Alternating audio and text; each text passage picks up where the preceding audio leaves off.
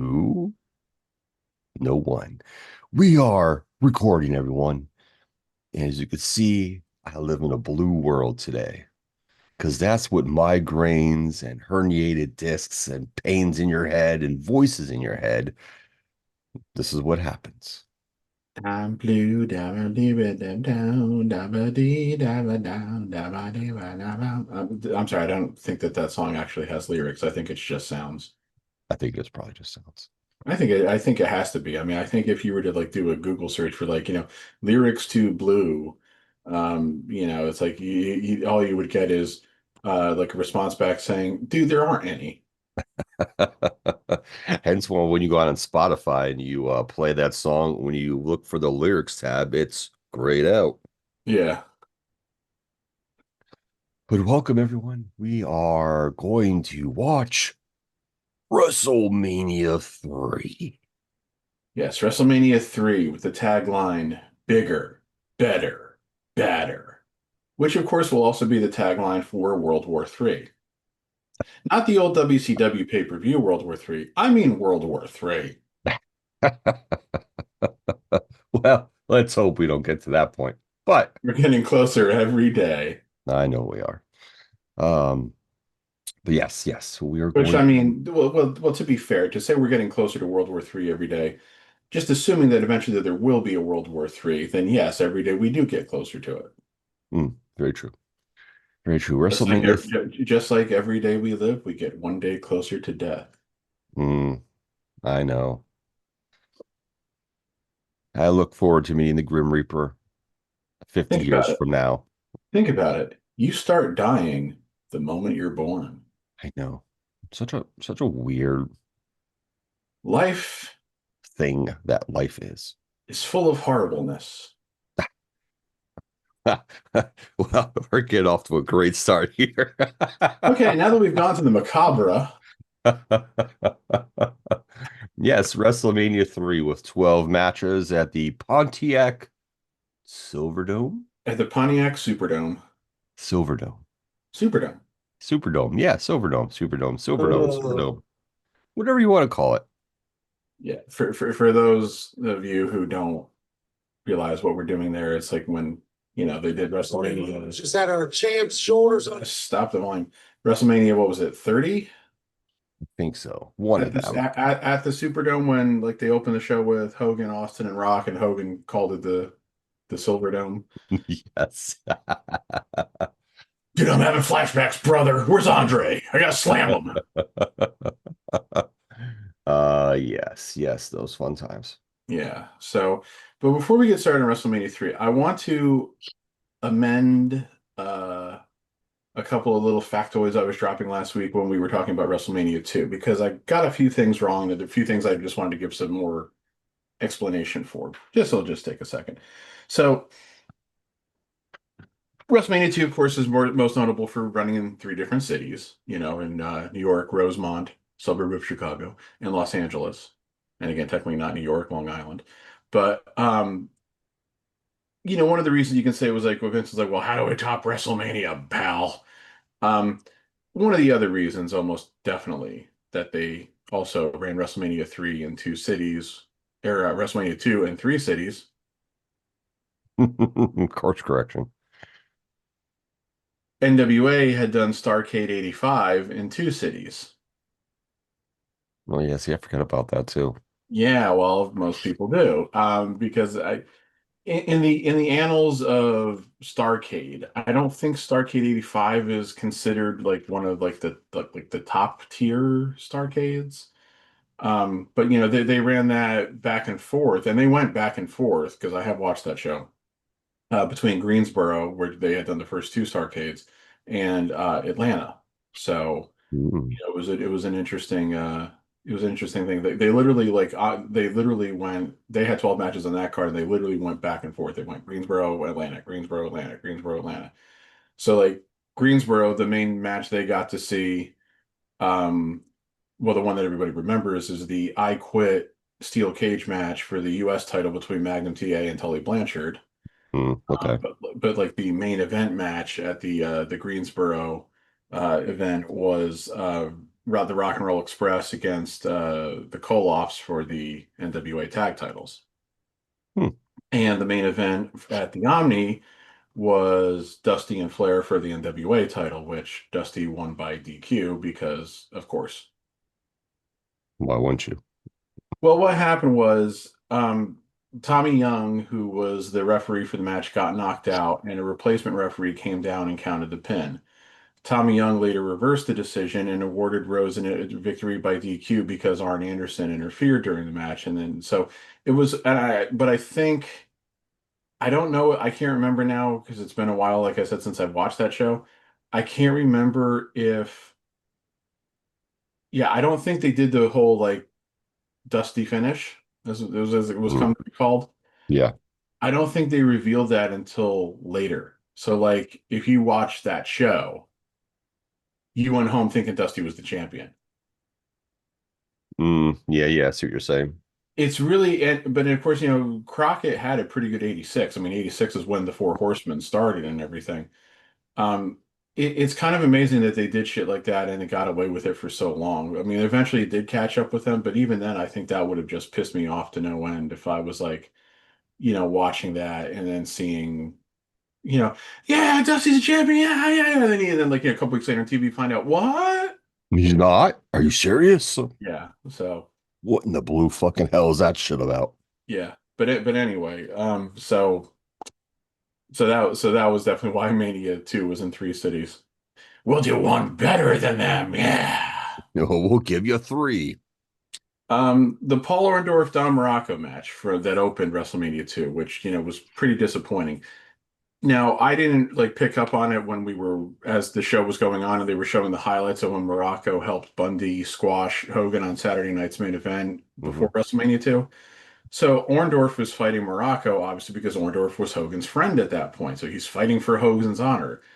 So that should have been a really compelling match based on that alone. And so the fact that they had such a short match with such a bullshit finish really, makes the team even worse in comparison. Oh, and I got this too from watching rewatching the review of WrestleMania 2 from the Wrestling with Regret channel, Brian Zane. Um, he said this was cut from Peacock. I'm sure it was also cut from the Netflix version that we watched last week, though I wasn't really paying attention. At one point, Orndorff made slant eyes at Mr. Fuji. Do you remember seeing that when we were No, I don't watching it remember last week? seeing Yeah, that. I was gonna say I had a feeling that was also cut from Netflix if they cut it from Peacock. So yeah, Yeah, no, I didn't not see that. not a great look, literally.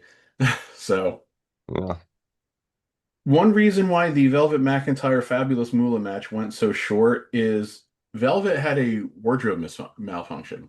Like when she did the splash, like her bra strap broke. I didn't pick up on that when we were yeah, watching. I didn't really pick up on that either.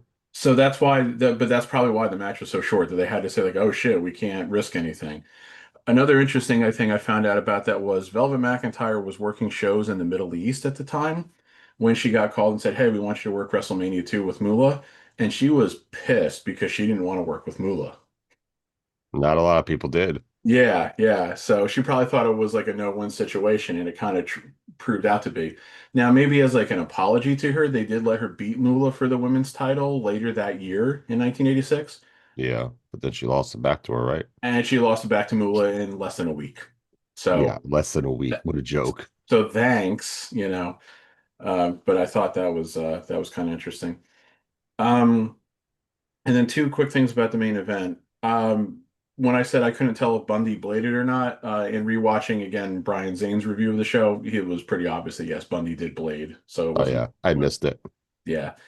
And I made a big mistake. And the funny thing is, I think I said my mistake because remember I was going over the list of all the steel cage matches they've ever done on pay-per-view, Yes. and I said this was the one and only they ever did at WrestleMania. Well, funny thing, I would have listed one that they did do at a subsequent WrestleMania and it didn't even click in my Click. brain that I was saying, oh, this was at WrestleMania. WrestleMania 37, night one, they did a steel cage match between Braun Strowman and Shane McMahon. Yeah. I don't remember anything about that match either. No, I know I don't remember shit about that match. I mean, that was a pretty eventful WrestleMania because remember that was the first post-pandemic show or post-lockdown show, I guess you can say. Yeah, And so they did it in Tampa where they were supposed to have done WrestleMania 36. And of course, what everybody remembers is like the rain delaying the night, Titus O'Neil and Hulk Hogan in pirate costumes, with Titus looking very uncomfortable standing next to the noted racist Hulk Hogan. And, again, I think it was also more better known for, you had the triple threat match that closed night two between Roman, Edge, and Daniel Bryan, which a lot of people liked. You had Bianca and Sasha closing night one, which yeah. I think which a lot of people liked. Um, so yeah. But I just was like, when I went back and realized that, I was like, wait a minute, I would have said that match. I know I said a cage match between Braun Strowman and Shane, and it didn't even occur to me when I was saying it was at WrestleMania 37 night one. So, Yeah. my Okay. bad. Hey, Oh well, hey, it was one of two. yeah, hey, we all make mistakes, including Indeed. me, except I don't make mistakes. That was all Joe's fault, clearly. Okay. Yep. Blaming it on the old guy. I know. That's what I'm here for. Well, yeah, I mean, that's the thing. In our little duo here, you are the old guy. Yes. I'm just a babe in the womb next to you. Okay. Slow your roll on that one. Okay, now that I've made us all uncomfortable, WrestleMania 3, the 93,000 fans packed in the Pontiac Silverdome. 93,000 fans, asterisk. Yes, there's always an asterisk. Well, I mean, again, that's one of the big things about this one is like the disputed attendance, figure. I mean, 93,173 sounds great. It just does, you know. So I mean, I think Meltzer has probably tried to dispute that. I think he's been the one that I've seen that's kind of most vociferous in disputing that, but he would also probably have the best information to dispute that. I will give him that. I won't say that he's like doing it out of spite. I don't think so. Um, but Hopefully. there's also a difference between like paid attendance and actual attendance because there were comp tickets and Mhm. shit like that. So um, it's hard to say again exactly how much. Or like how many people were in there. I mean, again, because like 78,000 seems to be the number that people think it actually was, which is a substantial difference from 93,173. But yeah, Yeah, no, very true. yeah. But I means that's where we're at. So, Yes, indeed. Yes, indeed. And we are at a building that no longer exists, sadly, yes. because all things must pass.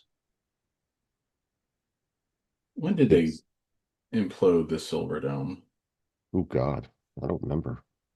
Between December 2017 and March 2018. Okay. It's been that long already. And of course, it hadn't been used for several years prior to that because Ford Field's been open for a while now. Yeah. Yeah, it was. Yep, it definitely was. All right. So we got 12 glorious matches. 12 glorious matches, and this, of course, has always been one of the better received WrestleManias. Um, Even though two of these matches, only two matches go over 10 minutes. yeah, that's the thing. But I mean, this I think also, I mean, maybe we'll get a better idea as we are rewatching this and everything, but maybe gives you a better idea that you don't need every match to be a 20-minute long match. Pony, in order for it to be good. But we'll see. We'll We'll get a see. better idea. So, But yeah, you're right. Only 2-minute matches go more than 10 minutes, and only like was it one, two, three, four? Only four other matches go more than 6 minutes. So, and there's four matches under 5 minutes. one, two, three, yeah, yeah, yep. So we'll see how this goes. It's been a while. This is probably the most rewatched WrestleMania that I've ever watched. as you know, we watch the most, I should say. Where do you Yeah, get off there? I don't know. I don't know. I watched this at least twice that I can think of. See, I don't know if I've ever really how many WrestleManias I ever have really rewatched start to finish. Um, especially once like the DVD era and then especially the network era, started. I think if I ever went back and rewatched, stuff from WrestleMania, I was watching unless it was like a show I hadn't seen at all. So that's Yeah. not a rewatch, then that's a watch. If I ever back and rewatch stuff, I was watching like, oh, let me go watch that match, or let me go watch that match, or let me go watch Mm, that. I ever wasn't ever rewatching the whole show start to finish too much. yeah, So I got you. Understood. I get you. I get you. All right. WrestleMania 17, I think, would be one that I probably have rewatched. I mean, I did just rewatch the whole thing a few weeks ago when following the Reliving the War series, because that was like the culmination of that. So WrestleMania 17, I know I've definitely rewatched start to finish a couple times. Gotcha. And of course, a lot of people pick that as one of the best WrestleManias of all time. So Yeah, it's been a while since I've seen that one or so many other ones. So, oof, God. WrestleMania 17, I know we're going off on tangents here. WrestleMania 17 to me is a little like the run of Seinfeld. It's great, and the ending really leaves a bad taste in your mouth. Mm, yeah. Like this to me, like the Seinfeld finale is a lot like Austin turning heel and aligning with Vince at the end of the title match at WrestleMania 17. It kind of makes me go, that really brings everything else down a little. Yeah. See where you're going with that. Yeah. True. True. Very true. All right. Here we go. All Where are right. you at? I just hit play, so intro music playing, big three logo. Ooh, 1980s graphics, a floating M. Now it says WrestleMania Trace, trademark. And now we're getting the shot of the crowd. I honestly, I could really see that legitimately being 93,000 That's people. what it is. I mean, that is a great shot of that arena, of that stadium. Like if you look at that specific shot and just pause it, like That's the upper decks are basically full. The right. mid-level is full. The Right. lower section is full. And Yeah. then you have all the seats on the floor. And And they could have welcome probably to packed in more WrestleMania seats. 3.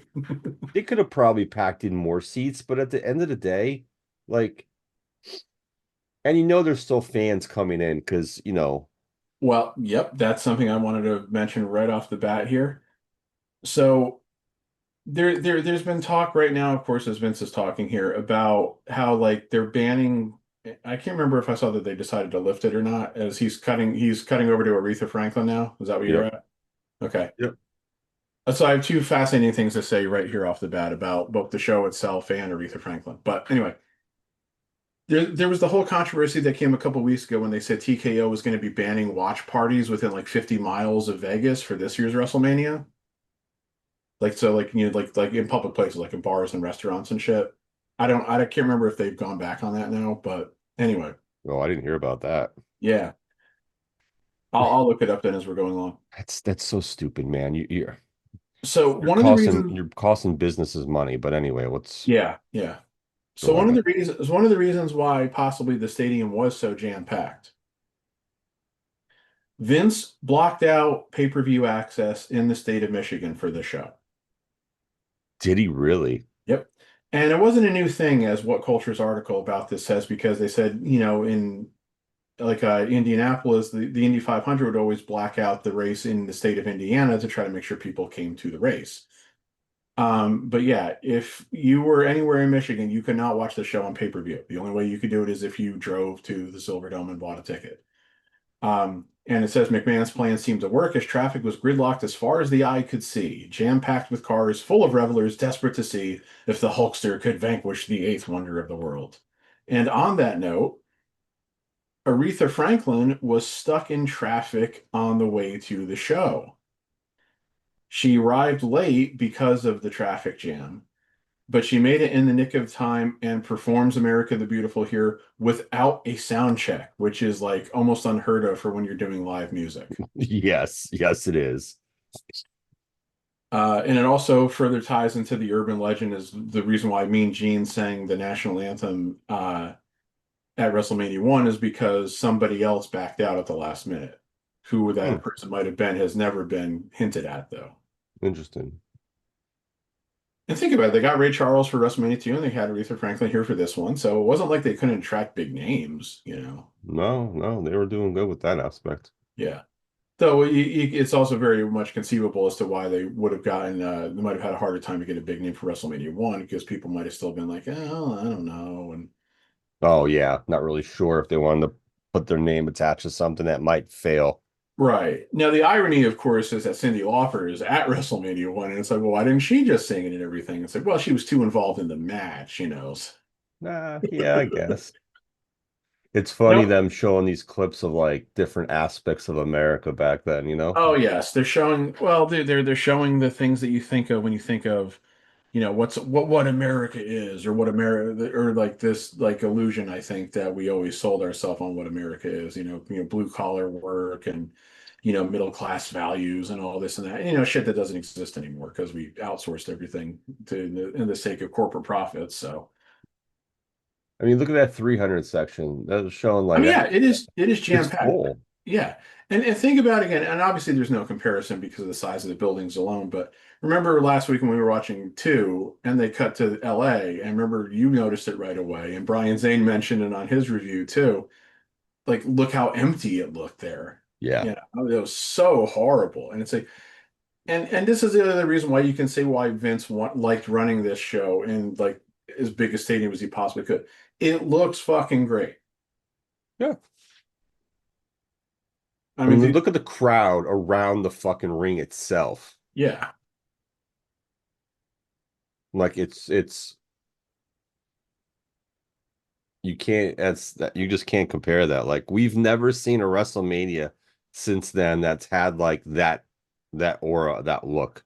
Yep. And now we cut to Gorilla and Jesse. Jesse wearing a much less ornate costume than he did at WrestleMania 2. And here with Bob Uecker and Mary Hart. Yeah. Hopefully, Cosmo Kramer is not listening to this show. Since I've made one Seinfeld reference already, I'll make another Well, one. I tell you, Gorilla. I'm pumped up. I'm ready for WrestleMania 3. I'm ready for Predator to come out. I'm ready for Hulk Hogan to stab me in the back. Oh, wait a minute. That already happened. At least I think that already had happened by this point.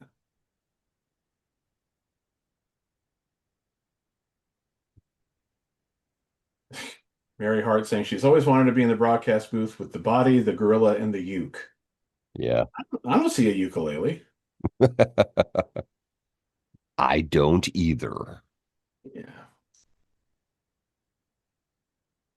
Match one. Opening match, a very interesting tag team match here between Proto Strike Force and two random guys who are both managed by Mr. Fuji for some reason.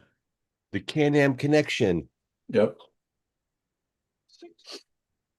Always like those 469 guys. pounds. Definitely light for a tag team back then, though probably heavy for a tag team today.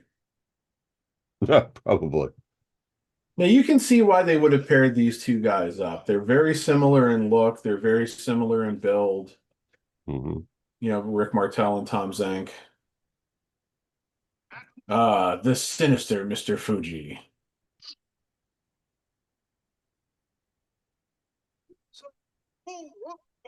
Not Don, the Magnificent. Well,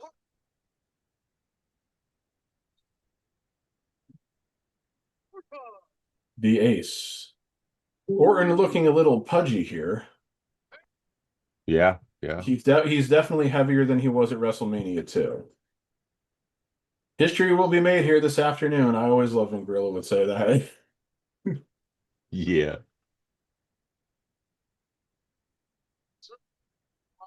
My pleasure to be here with you. Oh, they're saying they haven't seen each other for a while. I'm guessing that is a reference to Ventura was probably off filming Predator, so Oh, yeah, yeah, probably.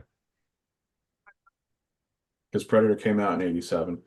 Yeah, now when I say it's like two random guys managed by Mr. Fuji, now obviously Morocco had been managed by Fuji for a while, but I can't remember or understood why Orton was being managed by Fuji. I'm also wondering why Morocco's got his left leg taped up pretty tight there. Probably got a quad injury.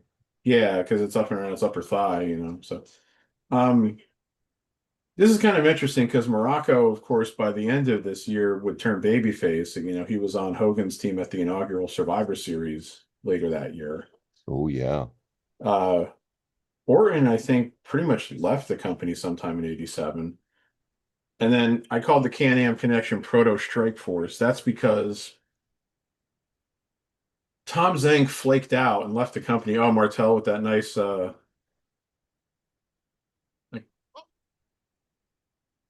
yeah, Martel doing a lot of really great athletic moves. See, this is why it always kind of was surprising when they turned him heel and he became the model because he did like so many like acrobatic and like high flying type stuff that it's like you couldn't imagine him as not being a babyface. But they I found know, I know. but they found a way to do it. I actually liked him as a heel though. Well, no, he was great as the model. Oh, that was a great combination move right there. Yeah, it was. So again, you can see how Martel and Zank could have really worked together. But yeah, so Tom Zank kind of flaked out and he left the company and he kind of left Martel hanging, and that's why they put Peritito with Martel and created Strike Force, was because Zank had left. So that's why I said they were Proto Strike Force. But and there's been a lot of dispute as to why Zank left. Martel has said that Zank wasn't like mentally prepared to for like really like being on the road as much as the WWF schedule required, and just like wasn't handling it very well. And Martel, of course, by this point had been around for a while. He had worked in the WWF in the early '80s. He had been tag champions with Tony Gurria. He had been AWA world champion for a while prior to this. So that's also kind of the interesting. It's like former AWA champion Rick Martel now working an opening tag match at WrestleMania. Yeah. It's like, I mean, it's very possible he was getting paid better to do this though than he was when he was AWA champion because Vern wasn't great with the payouts. No, no, absolutely. Um, but there's also been a story that I think Zank said before he passed away. Um, he thought Martel had negotiated a deal to get paid more than he was, and he resented that. Martel, I think, has denied that. Um, oh, Morocco coming to the ring for no reason, not really being admonished by, I believe that's Joey Morella, Gorilla's son in the ring refereeing. I think He, so. he sadly passed away in the mid '90s in a car accident, which supposedly greatly affected Gorilla the rest of his life. Which, hey, understandable, you lose a kid. Yeah, it's not easy. Um, This is a good yeah, match. I mean it is. It's moving quickly. It's moving back and forth. I love Morocco hanging onto the tag rope and Zank's doing the same thing. Those are things that, of course, got lost in time. Yeah, they just slap each other on the backs now to tag themselves in, not I no know hand-to-hand stuff. the blind tag thing is really has really aggravated me. I've always thought it'd be to be I'm not a fan of it. It's like if you use it once or twice, I can understand, but it's like, you have somebody like Cornette go like, God damn, that's not the goddamn rules. Oh, the knee to the back from the outside by Orton. Great move. It was interesting. Jesse was also just complimenting the faces, saying like the Can-Am Connection was making better tags and keeping things in their advantage better. So Orton conspicuously not wearing a cast. Yeah. Doesn't need it right now, I guess. Yeah.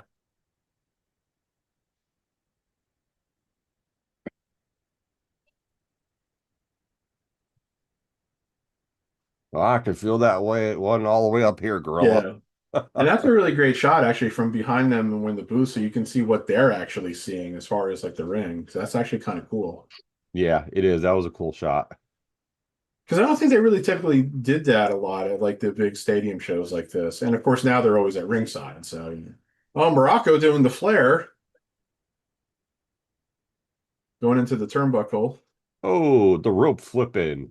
Oh, that's another move that I wish they would bring back. Yeah.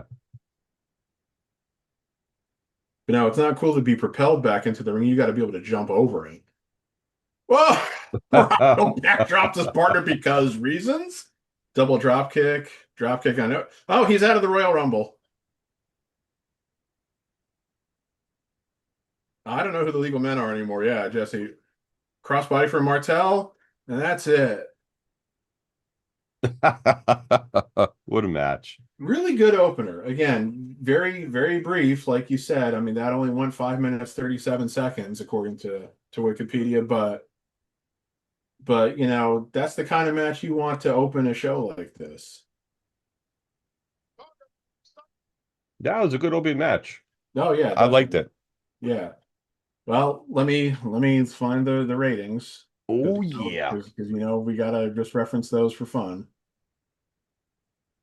And now we're standing around in the ring, and the losers are standing around the ring to have Finkel announce the winner officially, even though we know who won the match.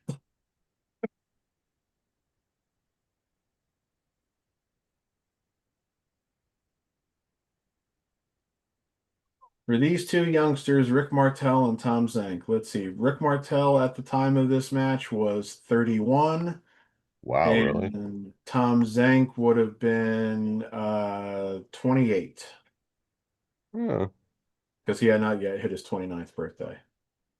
So I guess, but you know, the reason why I'm saying that is because when Carlos Colon made a one-off appearance in the 1993 Royal Rumble, Monsoon referred to him as a youngster.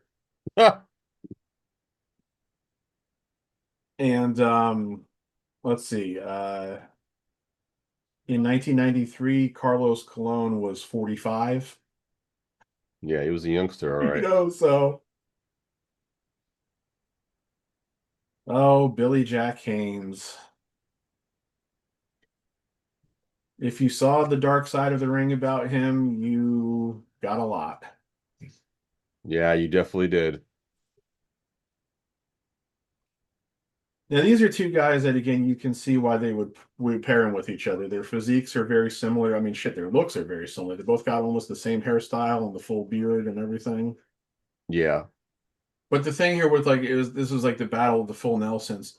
They kind of recycled the storyline a lot a few years later when British Bulldog was feuding with the Warlord. Oh, yeah, they did. Just that Bulldog wasn't also trying to full Nelson Warlord. It was all about could Davy Boy break out of Warlord's full Nelson. It's Billy Jerk Haynes. Hey, you know what? Once again, Heenan was telling us the truth.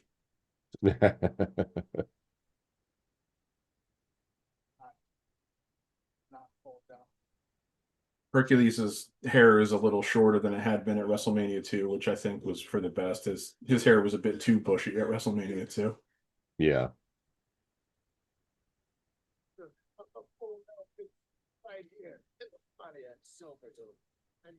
Get it right. It's Billy Jerk Haynes.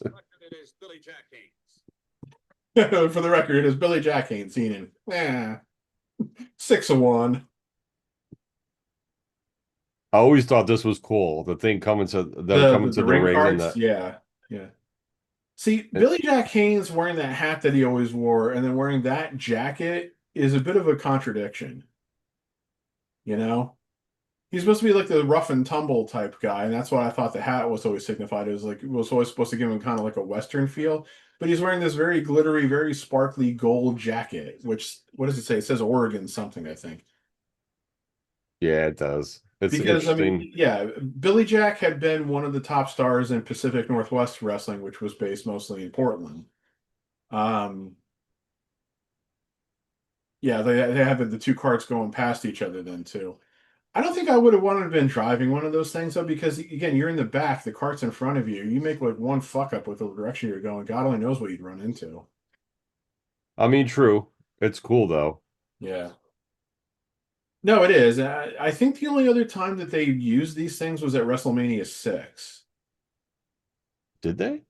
Yeah, they did use them at WrestleMania 6. I don't remember. Because they couldn't use them at WrestleMania 4 and 5, which was at the not Trump Tower, Trump Plaza. You know, that wasn't the actual name of the place. Because those had like the stairs and everything, so they couldn't use the carts obviously there. Yeah. WrestleMania 7, there was no need because they were in the LA Sports Arena. They could have probably used them at WrestleMania 8 in the Hoosier Dome, but they chose not to. So Maybe any. Oh, you know why they probably didn't? Because that runway wasn't completely straight. It had a bend in it. Hmm. Yeah, it makes sense. Yeah. And then WrestleMania 9 was at that makeshift little setup at Caesar's Palace. So it was outside. And WrestleMania 10 was in the garden. And obviously the runway was pretty short there in the garden. You know what else I noticed from this one is the camera work is different from the first two. Oh yeah, I think their Like, production had evolved, definitely. and the thing about it is like just the angles where, like the angle right now where they're locking up now and they're in the corner. But Yeah. like just before that, like they're locked up and all you see is the crowd, you Yep. know? Yeah. And some of the other angles they do where they're kind of showing the wrestlers, but you can see all the crowd. Yeah.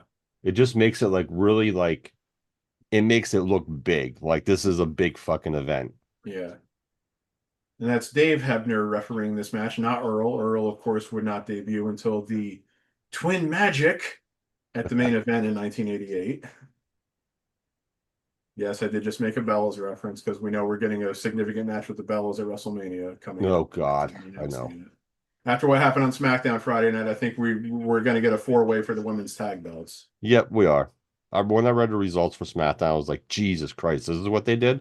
Yeah, I mean, that had been rumored even before they did all that. So, I mean, There's just a couple I, things they did on SmackDown I questioned, but it is what it is. I I don't don't have a run the huge, show. yeah, I don't have a huge problem with them doing this women's four-way. I mean, of course, I'd rather the Bellas not be involved, but If this the is, Bellas win, oh, oh, that'll be the worst thing ever. I'm gonna have some The four teams who will be involved in that match, the Bellas winning is by far the worst thing. So that's what will yes. happen. Oh, Billy Jack Sorry, going to the Bellas corner. fans, but Hercules slammed him with that clothesline. Oh, I will also give Billy Jack this. He's wearing like, like yellow and green or gold and green, however you want to call it, Oregon which, colors. yeah, they are the Oregon colors. And his tights and his boots say Oregon. So that's cool. That is kind of cool. Though, if I think Pacific Northwest Wrestling was still a thing at this point in 1987, you can almost say, yeah, here's the guy who fucked us over by going to Vince. I mean, there was a It's lot like, of those guys. I was going to say, yeah, if you're going to be salty about that, then call Jim Crockett, call Vern Gagne, call Fritz Von Erich, call Bill Watts. Yeah. All the guys who lost guys to Vince in the mid 80s, you know?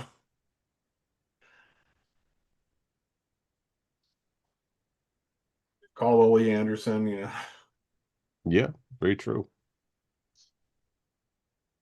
But yeah, it's like the camera work and everything at WrestleMania 1 and WrestleMania 2 was still very indicative of what I think in a lot of like modern day docs, Triple H is always kind of derisively referred to as the smoke-filled bar rooms, and like it had that Yeah. look still, but they had definitely evolved it by this. And now a lot of that's probably also the building, but you can tell, of course, the camera angles are different. They had Yep. just evolved the way that they were broadcasted. Oh, absolutely. And see, that was the thing that again, it's one of the many reasons why Vince was able to beat everybody. He put the money into improving that stuff.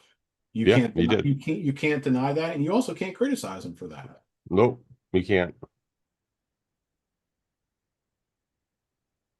These guys just going back and forth a lot of power moves as you would expect, because I mean, look at their physiques. I mean, look, this is probably the most ripped I can ever recall seeing Hercules, because he started losing the definition in the abs as the years went on after this. He still had an impressive physique, but he is like looking like really fucking ripped here.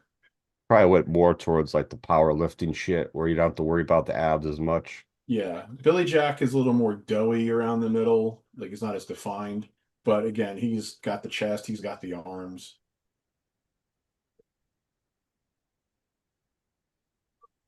I always thought Hercules threw a good punch. Oh, he does. Like his punches looked like he was like really punching you. So, oof, big press slam where he's yeah, grab the guy's tights and practically give him a wedgie. I saw some ass cheeks there. Yeah, really.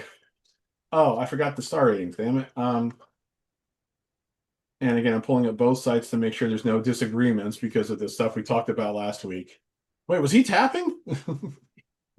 Flippity tap. Oh my God. That's the whole thing about like, in order to really have the full Nelson locked in, you had to get the fingers locked, and you can tell that he doesn't, but you can also tell he's not trying to because he's more trying to just like have a hold of his hair.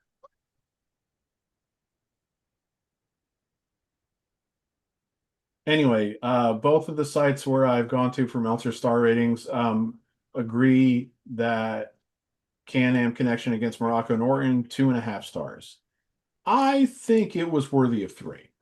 I'll give it a three. I was gonna give it a three anyway. I thought it was a good match. I wouldn't be surprised again, not having like a write-up for why he gave it these ratings, just seeing the rating itself. I wouldn't be surprised if he knocked it down because it was short. I mean, okay, I guess, but you can't.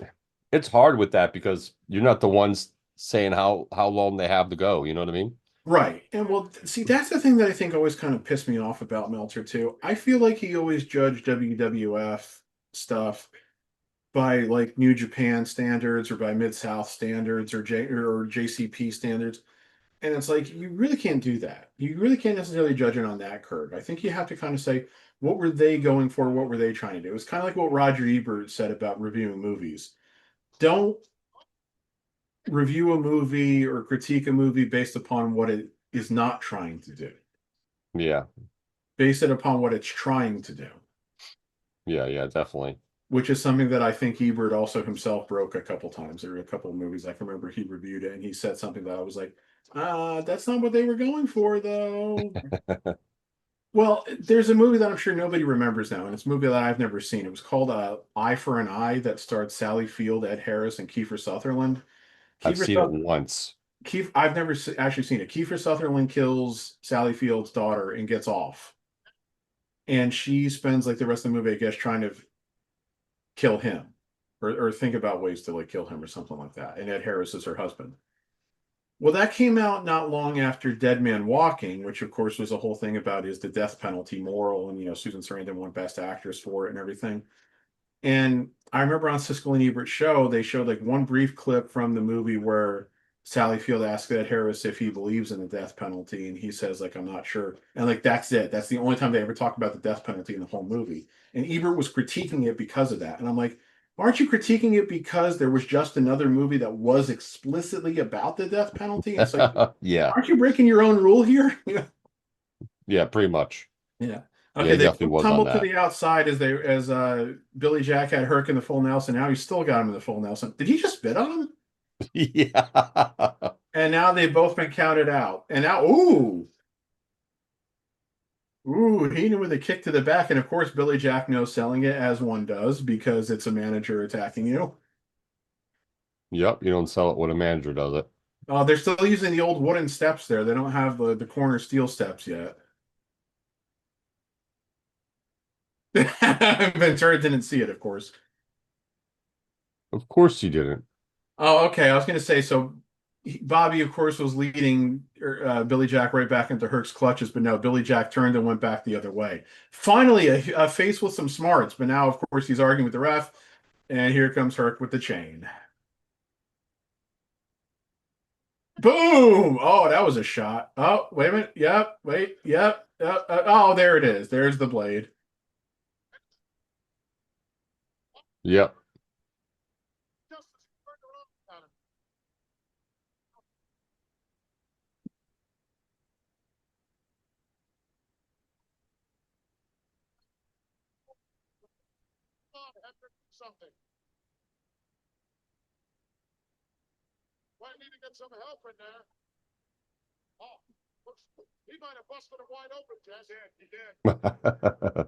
Yeah, he's bleeding pretty good. You can already see it on the mat. Yeah. So, Gotta warn him with those heavy fines. so this is the kind of match that it's like the crowd's kind of dead right now because I think they're upset over a double count Yeah, out. they're booing right now. Well, they could say they're booing Hurt because he just went full Yeah. heel, busted him open, blah blah blah. But Billy Jack's selling this really well. He's got that like 1,000-yard stare look on his face there, and now Hurt puts him the full Nelson and locks the fingers. Yeah, So obviously this was meant like the post-match shit was to keep the heat because they weren't done with these guys. Yeah. But I don't remember how much longer Billy Jack stayed in the company. So nothing much more ever came of this. And Hercules, you know what the thing was with Hercules when he was a heel with Heenan? He never really seemed to have programs. He just was always like there. Yeah. Like this was obviously a program between him and Billy Jack because they had the video package ahead of time and everything. But um I really feel like until they turned Hercules face about a year and a half after this in the lead up to the Survivor Series where Heenan sold him to DiBiase and Hercules was like, I'm now slave, you know. Yeah. I, Yeah. I really feel like Hercules never really had programs. No. That match went 744. He was always just there and just put into matches with other big guys or Yeah. somebody to squash them to make a point or Yep.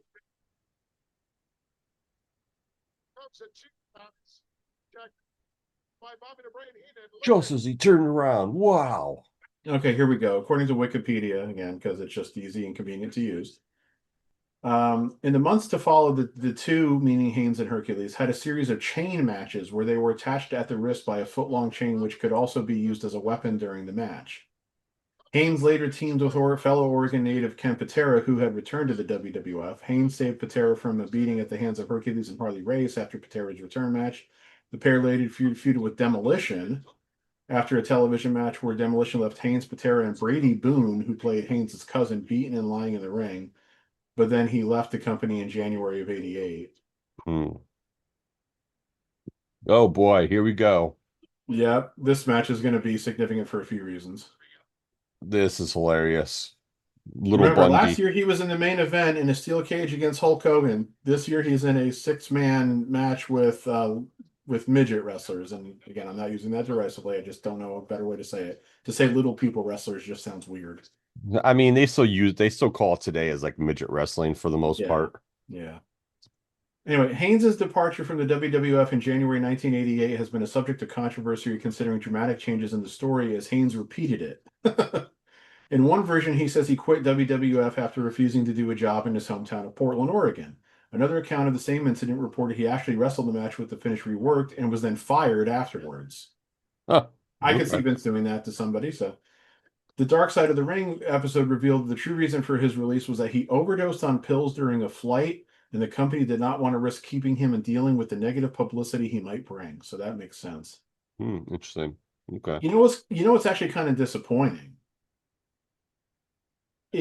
is again, this says they like he and Hercules had a series of chain matches afterwards. If there had been a SummerSlam in 1987, that would have been an ideal match to have at SummerSlam. Yeah. But of course, SummerSlam did not come to be until 1988. So Yeah. That would have been a good match for SummerSlam. yeah. All right. Here comes Hillbilly Jim's Yep. team. Hillbilly Jim, the Haiti kid again, with some of his hair grown back from the prior year, and Little Beaver against King Kong Bundy, Lord Littlebrook, and Little Tokyo. Little Beaver. Jesus Christ. Well, Little Beaver is the source of some shit I'm going to tell you about in a minute. Oh, another quick factoid before this match starts. According to What Culture,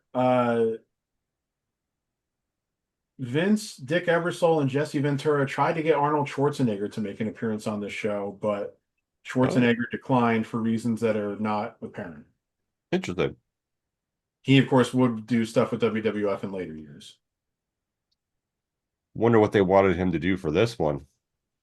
Yeah, I mean that's the thing. It's like you look around the show and it's like, okay, where exactly does he fit in? You know, did they want him to maybe like be like the guest ring announcer for the main event or a guest enforcer or something like that? You know, but if they had involved him in the main event match, though, that would have taken away from the mystique that they had built up about doing Hogan versus Andre. Hillbilly Jim with a Yeah. cartwheel. There we go.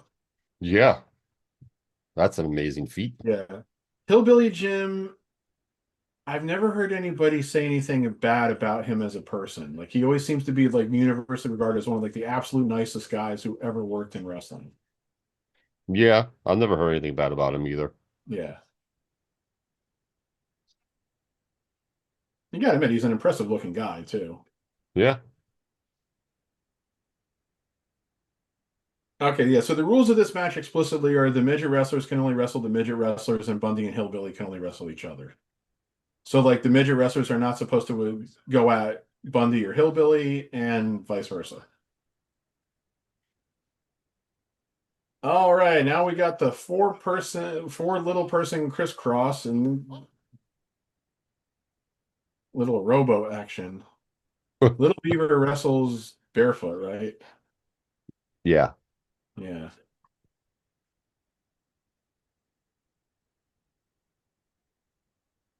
Haiti Kid was 33 years old at the time.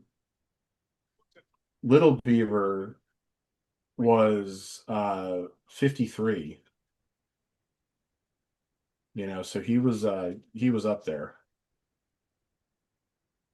Um Little Tokyo, who passed away back in 2011, Little Tokyo was 36. No, 46. I'm sorry. I can Wow, subtract. 46 at that time? Wow. Yeah. Um Little Beaver passed away back in 1995. Haiti Kid's still alive. And Lord Littlebrook was actually the oldest. Lord Littlebrook, um, geez, Lord Littlebrook was 58. What? Yeah, he was born in 1929. He was 58 in this match? Yeah. Holy shit. He doesn't even fucking look like it. Well, what's actually kind of more amazing is I know there's like a stereotype. I don't really know how true it is that little people don't live as long. Lord Littlebrook lived until 2016 when he was 87. Wow, good for him. Yeah. But yeah, he does not look nearly 60. No. Here comes Bundy. Bundy, you big bastard, you're stealing money. Haiti Kid looks like he's wearing like slippers. Yeah, he does. I mean, Little Tokyo and Lord Littlebrook are wearing boots. Yeah, Hillbilly Jim's a big dude, not just height wise, but he's definitely Yeah. he's a strong son bitch. And he had a long career like that was kind of off and on. Like, he'd like disappear, come back, disappear, come back. Like he was gone for a little while, then he came back and he was like only doing like commentary and he was like on primetime wrestling when it was like a roundtable show. Then he went away for a while again. Then he came back and he was managing the Godwins when the Godwins were faces. It was always kind of funny. Oh yeah, I remember that. He has a radio show, I believe.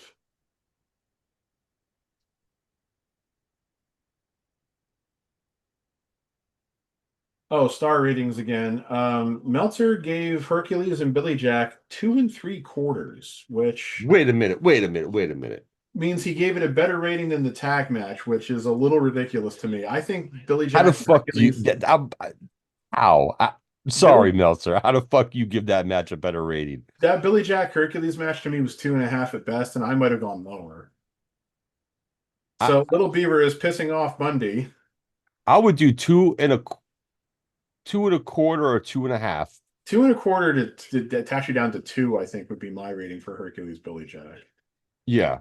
I mean, There's it wasn't terrible, but it wasn't no, but it's bad. not nowhere near a better fucking To match say that than it the was better tag than the match. tag Come match, on I think now. is a little ridiculous. The tag match was definitely more exciting, more action packed.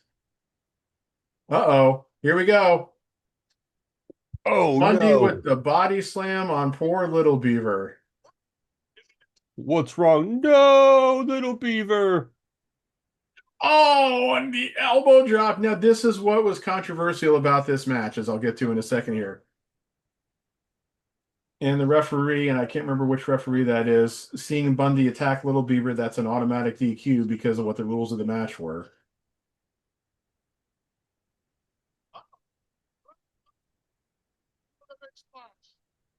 I believe that referee is John Lotz, or Jack Lotz, who was around for a while. So yeah, and then this is the funny thing about this match. Little Tokyo and Lord Littlebrook turn on Bundy. Yep. Good for You're like, them. wait a minute, we were doing this honorably. Oh, the shortest match of the night. Okay. Yeah, that match only went 3 minutes 25. All right. One site says Meltzer gave this 2 stars. Another one says he gave it 1 star. I'm kind of more inclined to believe 1 star is more accurate. I'll give it 1.5. Yeah. Well, okay. So now, interesting fact. After the high angled slam that planted Beaver onto the canvas, this again comes from What Culture, Bundy motioned for a follow up elbow drop. He wasn't supposed to go through with it, but according to Bundy, the other midget wrestlers were late in stepping in to shield Beaver. Instead of stalling, which would have exposed the work, Bundy carried on dropping the elbow on a man 1/8 of his body weight.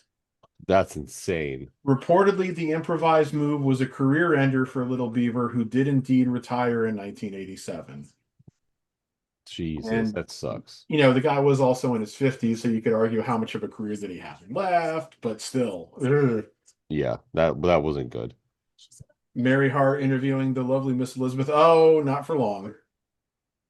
You must be fascinated with the Macho Man Randy Savage. You want to ask me questions? I'll answer them one by one. You talk to the Macho Man because Is she the Intercontinental Champion? remember at this point in our relationship, there was still a little bit of a question as to whether Randy Savage was domestically abusing Miss Elizabeth. Yeah. You a little bit later on. My phone number's on the back of my license plate. You're a real charm. And let's be honest, when you look at Elizabeth there, I mean, again, she was just so insanely beautiful, you know. Yes. And the thing was that she always had she was always like the definition of like elegant class, you know. Yeah, yeah. That's why I think everybody like flipped for her. I agree. 100%.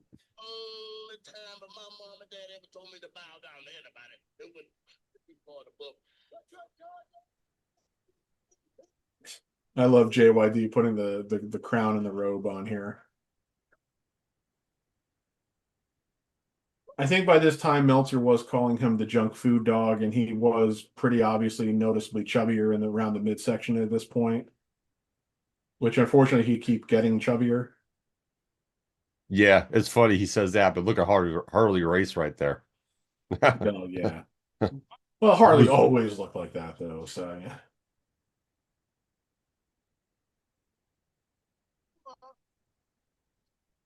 We're getting Moolah and the Weasel. Oh Yeah. God. Oh, Look at boy. these fucking three.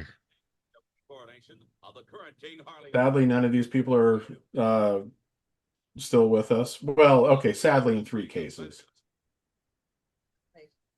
Yes. Harley Race, and to have Junkyard Dog bowing to the king as he's supposed to. Well, I'm giving you right now the crown jewels. You take care of this real well, and then you give it to the king after the match and put it on his head, as only the queen of wrestling. As only the Queen of Wrestling can do. Oh God, make me gag in my mouth. Yeah, yeah. Euchre's in the booth there. He's got to get with Moolah. So this is interesting now. Harley Race is coming out to this classical music. The name of the piece I can't remember, but this was what they would use as Jerry Lawler's theme for his entire WWF tenure. Yes. WWF/WWE tenure. And of course that makes the sense because Harley Race was the king here, and Jerry Lawler, of course, was always the king.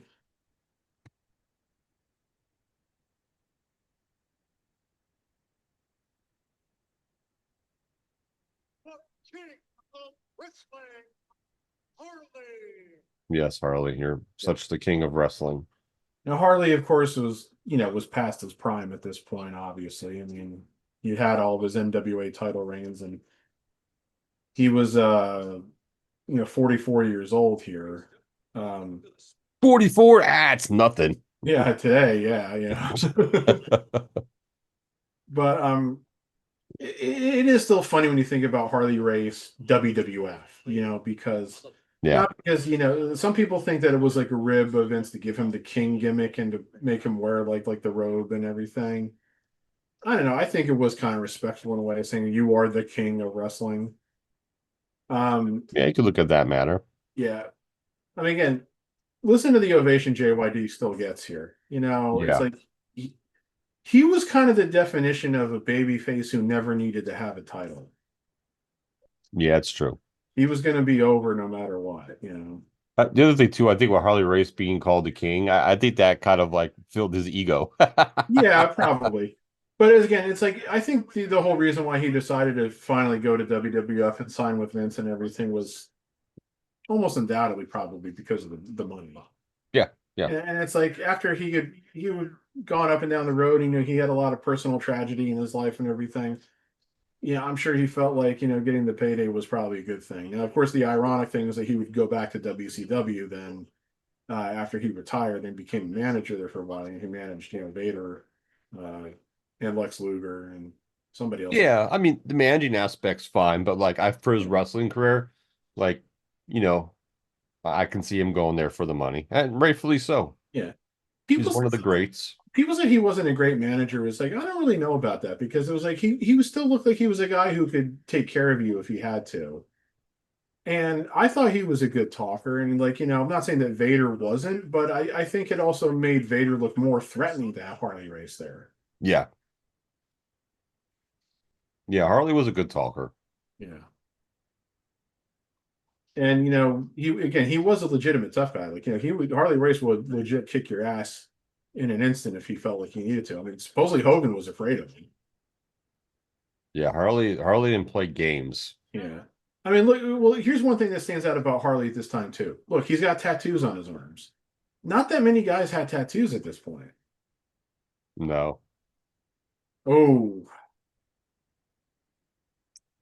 now I know there's like the big pads there and everything, but again, watching him do the diving headbutt because of the Benoit of it all. Mm. And Harley Race did later say, he regrets he ever created it. Of course, somebody else might have come up with it on their own, but it's like Harley, I guess, felt responsible. So Yeah, someone else could have probably came up with it too. yeah, that's the thing. Is like, what's to say? Yeah, I love the way Harley took those flops over the rope. So overselling it's great. Oh yeah, it's the best kind of overselling.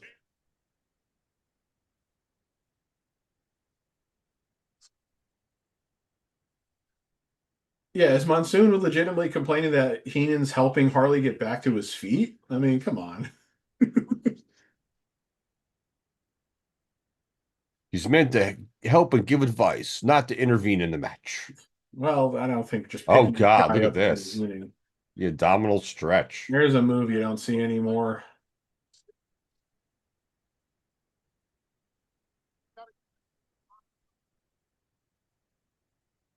Came right out of it with the nice hip hop. Here's a move I like on a. Oh, race is crazy. Yeah, so Harley would only make two appearances at WrestleMania because he left like kind of like right after the 1989 Royal Rumble, so he wasn't on the WrestleMania 5 card. But so like his two WrestleMania appearances are this match, and then in WrestleMania 4, he was in the 20-man battle royal. Hmm. Not the most auspicious of WrestleMania, tenures. Oh, here's the thump.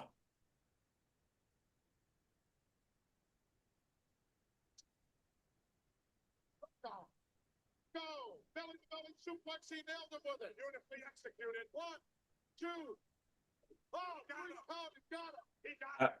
That looked like a half-ass finish. Traction there just from the outside. With the first Yeah, wow. That was wow. Wow. jumped up on the apron. Ladies and I mean, they made a big deal out of this match. They put this loser must bow stipulation, and that was all you got then.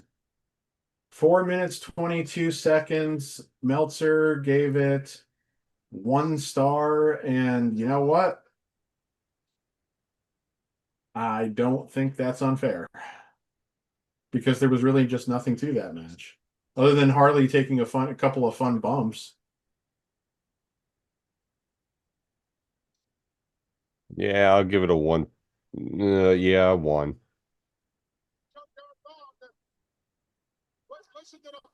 don't want him to do it. Like we talked last week again about, and we've talked about a little bit today already, judging a match against like what was expected for it at the time and everything. But even for a match at the time, there wasn't anything to this. Oh, He crowned them with a chair. that's one of those like kind of half padded folding chairs. And he hit him with it really weird.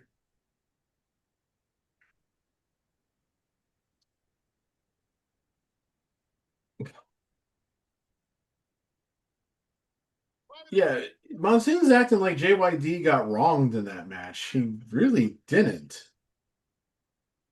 He just got beat, you know? There's the king. Showing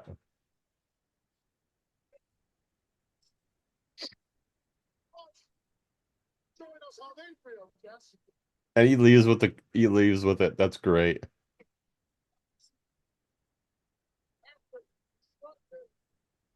The junkyard dog doesn't have to feel bad about that whatsoever. Right now, he's feeling pretty darn good. Well, I didn't understand that at all. He lost the match. How can you feel good? Look at the king bent out of shape. Bobby the Brain bent out of shape. Well, So JYD escaped with the robe, but not the crown. A moral victory for Junkyard Dog? How? Because he got the robe, Patrick. That's why, brother. Because He he got the got a cheap robe. shot. He got a cheap shot in on Harley, and Jesus Christ. Look how Jack McMahon looks too. moment of destiny. See, that was the thing. You never really noticed it when he was always wearing the suits until like the Attitude Era started and stuff. But it's like now looking back on it, it's like, yeah, damn. How did we not really notice it?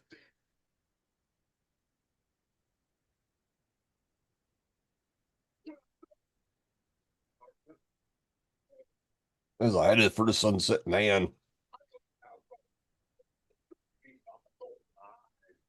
I realize that sooner or later, you gotta live and die and you gotta face the truth. And for you, Andre the Giant, it's time to face the truth, brother. Because when I think about what you and I have to do, man, what I have to do is nothing. All I have to do is merely beat a 7'4", 550-pound giant.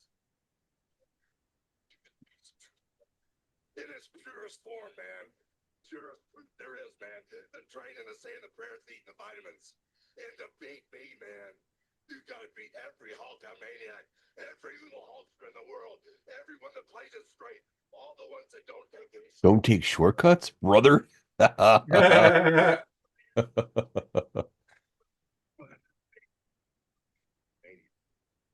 it's gonna get you, man.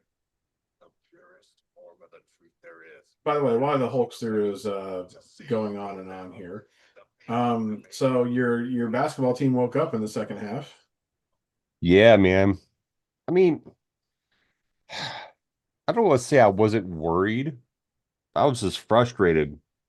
Well, yeah, that was it. Like I said, when I texted you at halftime, and for those who don't know, Joe's basketball team is Illinois. They were playing Iowa in the Elite Eight yesterday. It was a low-scoring first half, and Illinois was not shooting well at halftime. So I sent Joe a text message. No. The object of basketball is to put the round orange ball in the hoop made of iron and nylon. Yeah. And they still, even in the second half, I forgot to look, but I think they only made like 1 3 in the second half. Yeah, They they I think it was also that Iowa wasn't hitting as many shots, which so. their defense got better. I mean, their defense was fine in the first half, but they were just Iowa was hitting like every 3-pointer, they almost every three they were making. Yeah. And Illinois' defense showed up. And here's the thing. We won a game by dominating the paint, dominating the boards, dominating second half chances without shooting the three well at all. Poorly, I should say. So we were able to play defense and win the game. So Makes me want to pull up the stats now. yeah. Um But yeah, so hey, Illinois' first Final Four appearance since 2005. they lost to North Carolina in the national championship game in 2005. Whoop whoop for me, because I'm a Carolina fan. And Joe and I did know each other then, so I don't recall me giving Joe any grief at the time, though. No. So, so we got the fabulous Rougeau brothers, who were still faces. And what's kind of funny is you look at them; they didn't change their presentation much when they turned heel, other than they switched from the tights to like the bicycle shorts. Yeah. Um, but so this is the whole thing. I don't remember what the circumstances were because again, I wasn't old enough to follow in 1987. I don't remember, to It be wasn't honest. until it was I didn't really start following until like 1988. Like I've always said, the first wrestling match I have a vivid memory of is the Andre Hogan match from the main event in '88. But why is Dino Bravo with the Dream Team and Johnny Valiant? And then it's like, is it because they're wrestling the Rougeau brothers and they're all French Canadian? But then the funny thing too was, is they showed in the interview segment that we were talking over, Johnny Valiant is standing front and center, and Bravo's to his right, and Valentine and Beefcake are both kind of standing behind Valiant. So Bravo is more prominent than the two guys who were in the actual match, and Bravo speaks during the interview, and Valentine and Beefcake don't. Yeah. So there should have been maybe, I guess some obvious, shenanigans going on here.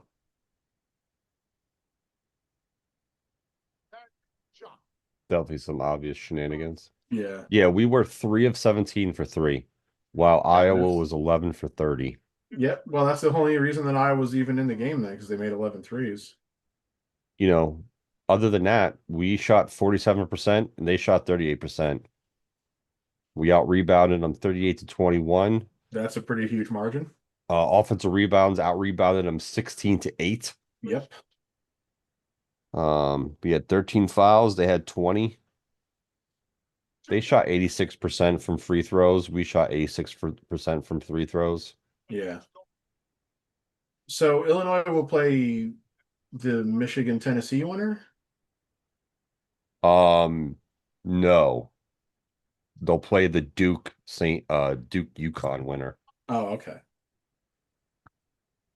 Well, I will be rooting for them in either one of those potential matchups because I can't stand either Duke or UConn. Yeah, Arizona will be playing the winner of the Michigan Tennessee game. Okay. It's kind of funny to watch Jacques Rougeau do high flying moves because I'm kind of more used to seeing him as the Mountie or as one half of the Quebecers, and I don't recall him doing a lot of the high flying stuff by that point in his career. Yeah, true. Beefcake with you can almost kind of see the evolution into the barber here with the with those pants that he wore that were like half cut up. And Monsoon also just made reference to his haircut, so Yep. some foreshadowing to what's going to happen here a little later. Oh, and Heenan's in the broadcast booth. Not Valentine with the figure four, one of his trademark moves. Jacques frantically selling. Oh, okay. Heenan's in the booth bragging he's 2 for 2, so of course that means Andre is going to win.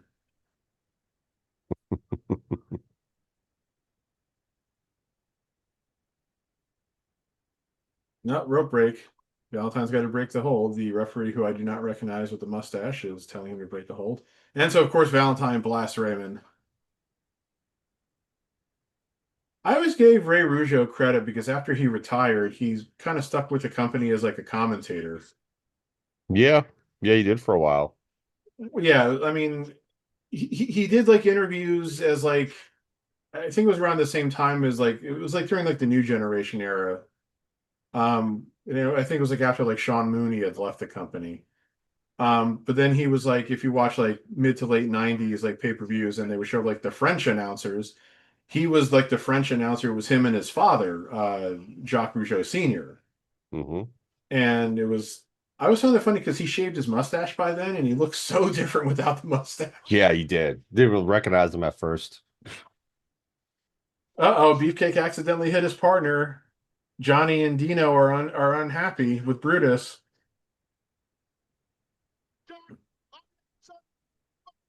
See, that's really a cool move. It is. But now the referee's being distracted, and Dino comes off the top onto Raymond and throws Valentine on top. And there's your win. And There's there's your the three pin. count. Valentine with the pin, and Jacques was too distracted by Beefcake and Johnny. And now here's where we get the interesting stuff, if you will. Valentine and Dino are celebrating. Beefcake's trying to apologize to Valentine, and Valentine doesn't want to hear it. And Brutus is like, "What's going on? What's going on? Does this mean I got to carry Hulk's bags more?"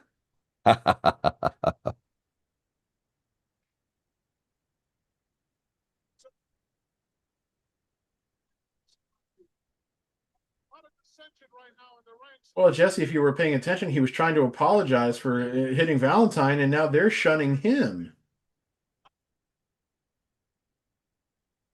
It's not what's the matter with Beefcake, Jesse. Come on. He should know better. Yeah, Gorilla's right here. Whereas Gorilla was being wrong about JYD, he's being right here about Brutus. So this was the end of the Dream Team, and it was the beginning of the new Dream Team. And this might have been the first example of how whenever you apply the word new to a tag team, it always fails. The other problem is that I remember reading years ago, Valentine didn't like this because he and Beefcake worked well together, liked each other, got along well. He felt he had absolutely no chemistry with Bravo. Yeah, of course. Oh, here we go. We see Piper getting beat. Who was that with the beard there that was holding Piper? I couldn't see who that was. Couldn't have been Morocco I missed it. because he wouldn't have had a beard. And then yeah, Piper destroyed the flower shop. So the more elaborate Piper's Pit set that they used here for the last year or two, which I loved. And then picking up Jimmy Hart. Adorable Adrian. He, Let the brawl begin. he and Piper were very good friends. Were Piper and Adonis. Adonis doesn't look especially bigger here than he did at WrestleMania 2, but when he takes his shirt off during the match, I think he does, which is weird. So, of course, what had happened was that after WrestleMania 2, Piper left. And I think he was off filming something. I don't know what. Um, when he came back, Orton had aligned himself with Adonis and Jimmy Hart. He was wearing the pink cowboy hat. And Oh Adonis had yeah. started the flower shop segment. And then Piper came back and like was looking to reclaim Piper's Pit. And it was a back and forth, and it became this big feud, and it led to this hair versus hair match. And there were already like hints and everything that this was Piper's farewell, which it would be for 2 years. He left after this and didn't come back until WrestleMania 5. Oh And Jesus, it was right. in that interval that he was filming They Live, amongst other things. Oh, get all that blonde hair. You get shaved off. I'm so sorry. Yeah.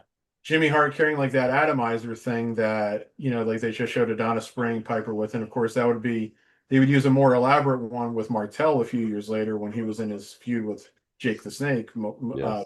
conspicuously. And Adonis got the huge hedge clippers, which we will see again in a minute. All right, you want to hear a really fucked up story about Piper leading up to this match? Oh no. Again, this is credit to What Culture. What did you do?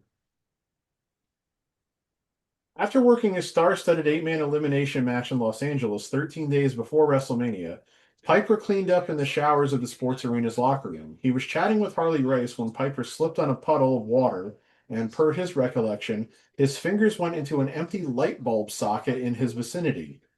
The supercharge apparently sent Piper flying backwards several feet and left him in a nauseous and confused state for some time after. So he got electrocuted. Oh shit. He managed to work WrestleMania with little to no effects, though he would later sue the LA Sports Arena for unsafe conditions. Piper looked to be done with the business following a planned retirement after WrestleMania, but he would return to wrestling in 1989. He did so after legally settling with the sports arena that February. Wow. And you notice here that Piper is walking.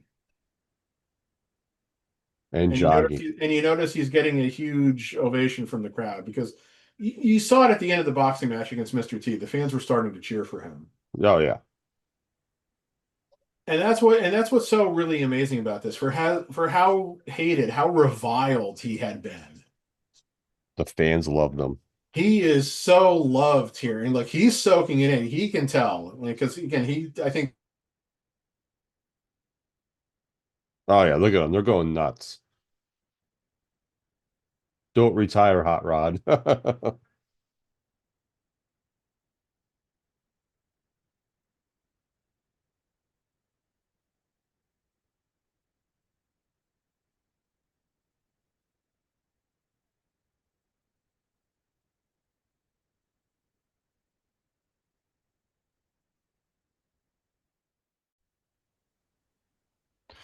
And we are back in a different aspect. We are recording. Well, fans are going to notice a difference in the cut version here. Has this guy lost internet? So, yes. and what was great We about it are. is I was babbling on about God knows what as I tend to do, and didn't really notice it until all of a sudden Joe wasn't there, and I had to look at my big hideous face bigger on the Zoom screen than it normally is. So, and as I was babbling on to myself because I didn't know if it was still recording or not, I was trying to act like it was. I came to two realizations. One, I don't know if I could ever actually do a movie reaction channel by myself because I don't know if I could actually just keep babbling to myself. Um, you know, and two, I think I made the joke about like, have you ever watched you watch yourself, watch you watch yourself, watch you watch yourself doing something? Because that's what it felt like I was doing. Yes, it is quite interesting when you have to do that, huh? Yes, Oh, technical yes. difficulties abound. This is what happens when you have to rely on other people for shit, just fucking life, having to rely on other people. Man, I wish I was just like rich and I could just say fuck all you peons. And I mean, I'm sorry, did I say that out loud? I I love people. You fancy people. Come on now. She fancies you, she told me. Maybe not everybody, but you know. Well, I've long said I like individuals, I don't like people. Which basically just means I don't Granted. like people in large groups. That's probably one of the reasons why I don't ever go to like those No Kings protests or anything, is because I just can't stand to be in crowds of people. Yes, yes. Yeah. All right. Roddy Piper is taking his shirt off. Ooh. The girls scream for Roddy Piper when he takes his shirt off, just as if he was one of the Hardy Boys. And I'm playing. Okay, boy. Now, I think I told the electrocution story before we got cut, right? The story about how Roddy got electrocuted in the LA Sports Arena about 2 weeks before WrestleMania 3. Yes. Okay. So Piper, yeah, okay, he stuck his belt in the back of his tights and now he's using it as a weapon. And it's like, again, it's like, why isn't this a disqualification? Oh, and now he's got Jimmy Hart. Jimmy Hart, because I watched this match through not knowing again if the recording was going on or not. Jimmy Hart takes a beating in this match.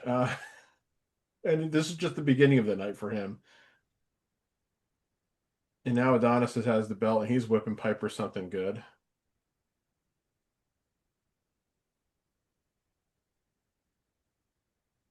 Wow, Dan, Adonis definitely got big to be wearing those tights.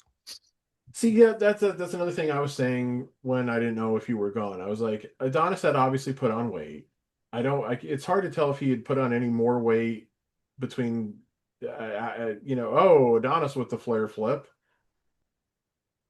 It's hard to tell if he could put on any more weight than he had been at WrestleMania 2 because he never really took like his like top off at WrestleMania 2. But yeah, that Yeah. those color tights They are not a slimming color. Like those tights make him look fatter than he is. Oh, here goes Jimmy off the ropes. Oh, nope. Jimmy into Adonis with Jesus Christ. Yeah, that's a pretty good bump over the top by both of them, right? Yeah. And yeah, Jimmy Hart's sunglasses get broken. And seeing Jimmy Hart without his sunglasses on is weird because he like always had the sunglasses on, you know. Yeah. Yeah. Now he climbs up to the top and Piper snatches him and Here goes Jimmy right out, rolling right out the ring. yeah. Oh look, and he pulled down the WrestleMania 3 banner from the ring apron and then pulls Roddy's leg out from under his leg.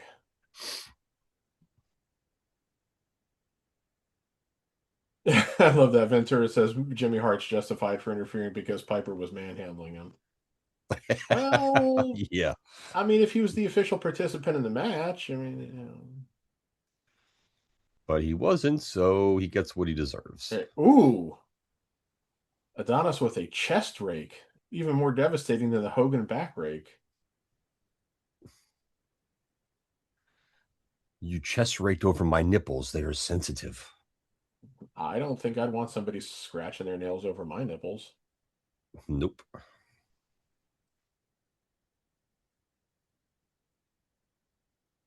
I bet he can take Euchre Monsoon. No, Roddy Piper You with know, the eye poke and Adonis kind of no selling it. you know what though? Like overall, one thing I've noticed watching the third WrestleMania, there was a lot of selling, man. Like these guys in the 80s knew how to sell. Yeah. I mean, one see, I think more modern wrestling fans who maybe weren't around in the 80s or the 90s would probably say, "Oh, well, it's ridiculous. It's overselling. It's cartoony." I said, I mean, not a completely unfair criticism, but you know what? It's better than fucking no selling everything. Yes. And the thing about it is no selling moves that are like more devastating than what they were doing in the 80s. Yeah. And of course, somebody will also probably say, well, Hogan no sold. That's a little different. You know, like you're talking about like the hulking up and shit, you know. So Yeah, the hulking up's different. Like I hate when people reference yeah. that. Well, here's another You thing know, too. there's Like a Piper's been reason. getting beaten out for like the last 2 minutes, but he's like he gets to his feet then and he's doing like the come on, come on. And what did you hear as a result of that? You heard the crowd getting into it. That's the other thing too. That's what the selling about too. It's I'm not so much spraying making water it in the look like Piper's face. yeah, the atomizer. But it's like again, it's not so much that like the selling is to make it look like that the move is like devastating or impactful or whatever. It's as much about making sure that the crowd maintains the connection to what's going on in the match. Correct. You could always tell which guys have the ability to by selling keep the crowd in the match, and Piper is one of those guys. Oh yeah, 100%. So Adonis's sleeper was called the Goodnight Irene, which is kind of funny. The good night, Irene. Good night, Piper Irene. trying to back Adonis into the corner to break the sleeper, but unsuccessful. Jimmy Hart at the ringside going, yeah, baby, yeah, we're gonna use these clippers on him, yeah. Yeah, hedge clippers on hair. Good Well, luck with that. again, those hedge clippers will become important, you know. So yeah, Adonis let's go the sleeper before the third arm drop, and is already celebrating. And then all of a sudden, here comes Brutus Beefcake into the ring. And he apparently has the magic. He's apparently the magic reviver because he just like cast a spell and all of a sudden Piper's back up, you know. And then I love this spot The hedge clippers off the ropes. because he obviously he hesitates, and of course he has to hesitate because you want to be swinging hedge clippers back in your face, you know, which is what Yeah. kind of makes it a little silly. But you know, at the same time, oh, he gets nailed with the hedge clippers, and then yeah, as I was saying when I was talking to myself, Piper doesn't have it in cinched in there as you can tell, and Adonis doesn't really look like he's really out, but the arm drops 3 times, so that's the match, and Piper is the winner. I mean, hey, it works. Yeah, and then here and so Piper's the winner in 6 minutes 33 seconds, and here comes Brutus with the hedge clipper saying, "Yeah, come on, brother."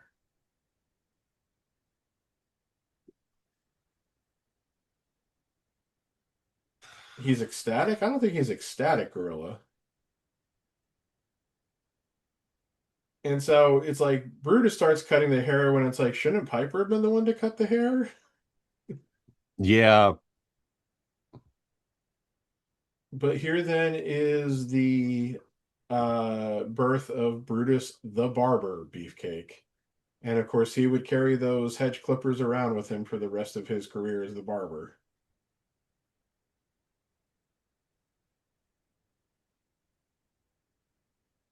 Those clippers don't seem to be working especially well. Either that or Brutus just doesn't really know how to use them. well, I think they're the right clippers, to be honest. Yeah, and as if you had any doubt that Adonis's hair was not naturally blonde. Yeah. But again, if you ever saw his career prior to, this, you of course knew that his hair wasn't blonde. So while we were off, I was turning on more Brian Zane's review of this show to looking for any tidbits that I might have missed on, and we got to this match. I love that they're throwing out a piece of his hair to the crowd. I got some of Adrian Adonis's hair. Now they're using the Now they're using scissors. the scissors. Yeah. I mean, they do like an intentionally bad job. I mean, obviously Adonis was going to have his hair properly maintained after this, but anyway, there was supposed to be a feud between Adonis and Beefcake after this because Piper left, of course, and Adonis was like, I got to get revenge on this. So there's Piper holding up the mirror. Adonis turns around, just punches it. I think he just said, "What the fuck?" He's flailing after Piper. This is great. Adonis was a great seller. Yes. But Adonis and Beefcake were supposed to have a feud, but Adonis got fired not very long after this for what Brian Zane said was a dress code violation, which, what the fuck could that have been in 1987? Yeah, it makes no sense. Yeah, seriously. Dress code violation back in the 80s? I Okay. think maybe they fired him because Vince was frustrated with the way his physique had gone to shit. So here's the thing, too. Adonis at this time was only 32 years old. And unfortunately, Wow. Crazy. or I'm sorry, 33 years old. He would he would die the following year in a car accident in Canada.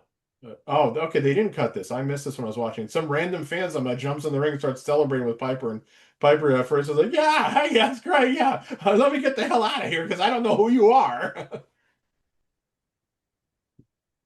I mean, if a fan ever jumped into the ring like that today, that would be pretty scary because you just don't know what somebody might do. Hey, there's Arnold And they're Skaaland. handcuffing them. It's great. Yeah. Well, I mean, he just trespass, and you're told not to do this shit. So Piper rides away in the car, and again, they called it his farewell match and everything, and of course, like I said, it lasted a whole 2 years. You know how pro wrestling is. Well, I mean, you could argue it lasted longer than some of Terry Funk's retirements. So Yeah, very true. yeah, it's on his Wikipedia page too. Adonis then began a feud with Beefcake, but he was fired in May 1987 for what the WWF claimed was dress code violations. Mary Hart saying, "It's strange to call a grown man gorilla, and where'd Jesse go?" Adonis would go back to the AWA and would be managed by Paul E. Dangerously, better known, of course, as Paul Heyman, Paul E. uh, Dangerously. and was still doing the adorable Adrian Adonis gimmick. And then he started dropping the weight. In fact, he lost 100 pounds, and he hoped to get back to WWF. And it's very probable WWF would have brought him back, Yeah. but unfortunately, he had the car accident. So it was such a freak accident too. As Finkel's announcing Jesse coming down to the ring here for some reason as the six-man tag match is about to begin. With the hopes of rejoining WWF and having lost weight, he worked for Dave McKigney in Newfoundland and wrestled against Hartford Love on July 4th, 1988 in Lewisport, Newfoundland. Adonis was in a minivan with fellow wrestlers and twins William Mike Kelly Arco, Victor Pat Kelly Arco, and Dave McKigney. Adonis McKigney and Victor Arco were killed when Victor Arco, allegedly blinded by the setting sun, swerved to avoid hitting a moose, causing the van to fall from a bridge into a creek below. Oh Adonis suffered severe Christ. head injuries and died a few hours later. William Arco was the sole survivor and sustained severe leg injuries. So just a total freak thing, and that's so sad. Wow. Yeah. That is totally crazy. Yeah. Oh, Monsoon just mentioned Ventura and Predator with Arnold Schwarzenegger opening June 5th. So here we have the tag team champions, the Hart Foundation, with their new best friend, former crooked referee, Dangerous Danny Davis.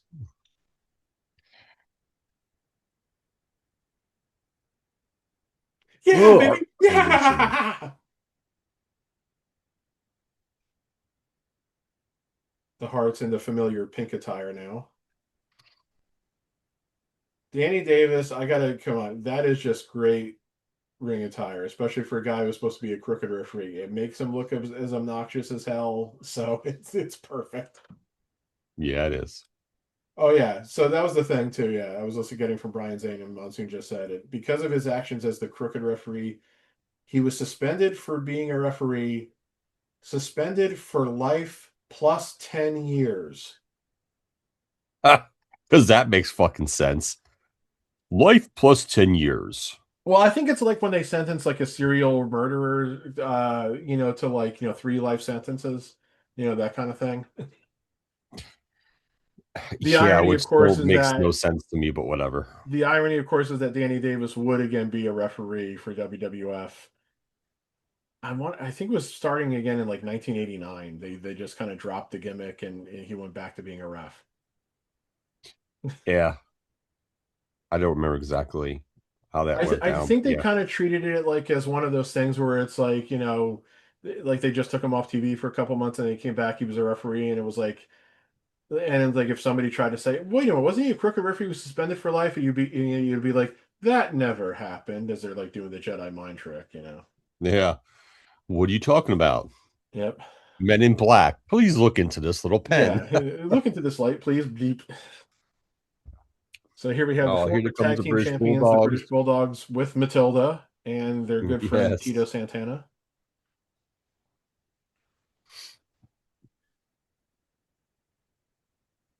All right, I'm behind on some star ratings, but real quick. Going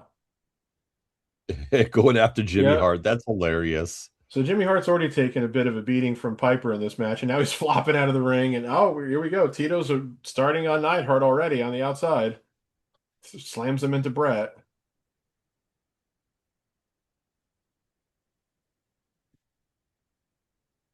Oh, And and they're Davy Boy just press slams Davis, just chucked him over the top rope.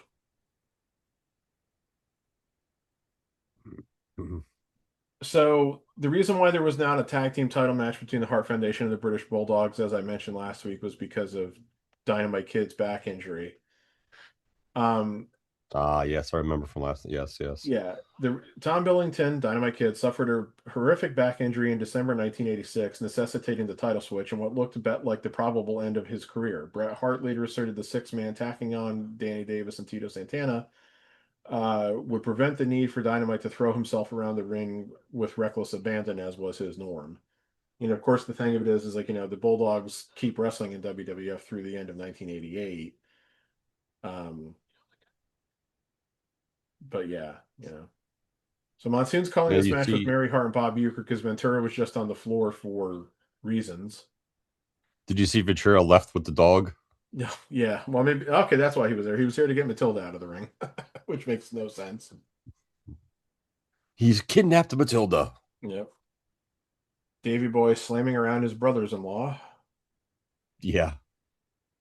How does that feel? Remember the time in the dungeon? Payback, bitch. Let Well, me slam you actually, a little was extra Davy Boy harder. married to Diana yet? Yes, they were. He married Diana in 1984. So yeah, they would have all been brothers-in-law at this point because Neidhart married Brett's sister in 1979.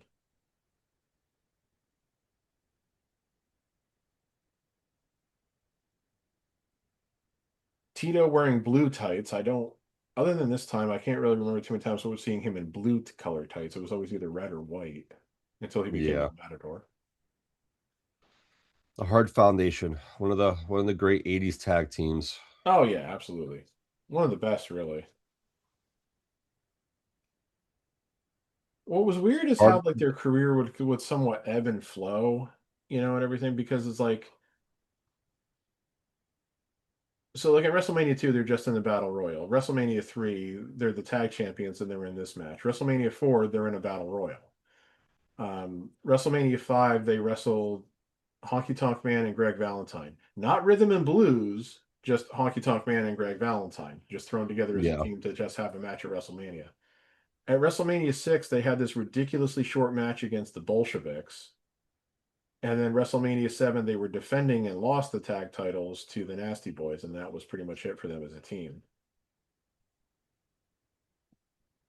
But it was like they got the big push. They were the tag champions for a while. Then they lost the tag belts to Strike Force, and they were feuding with Strike Force. And then they just were kind of just there for a while like they were other teams were getting featured.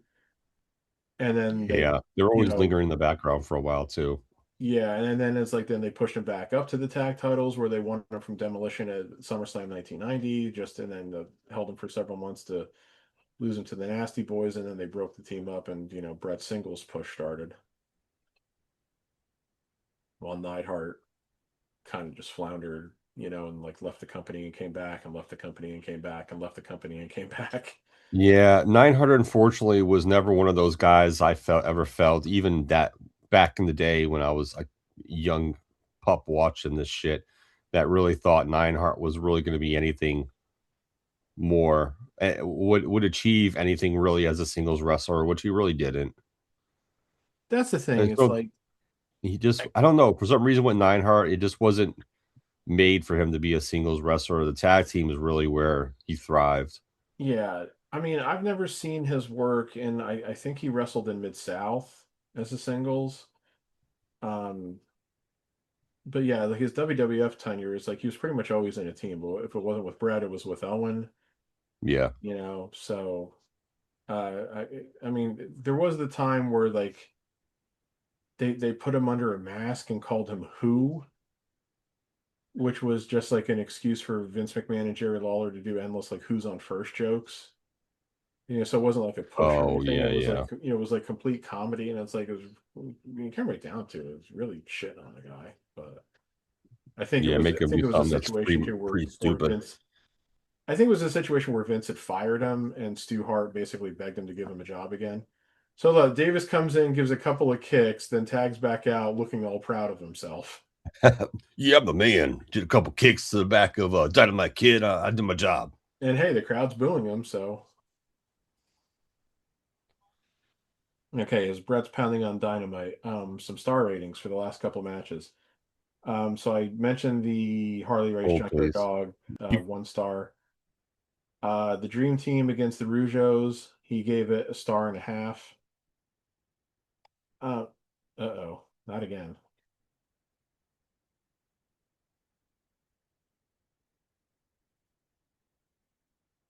Well, I'm gonna stop until Joe comes back.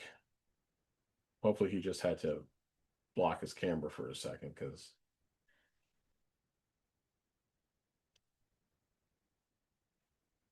Brett really giving it to Dynamite, the headbutt. Now here comes Danny Davis again, looking very self-satisfied.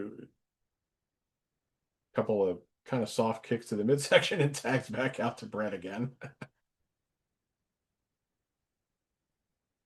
He is really working in this match. Danny Davis got his working shoes on, man.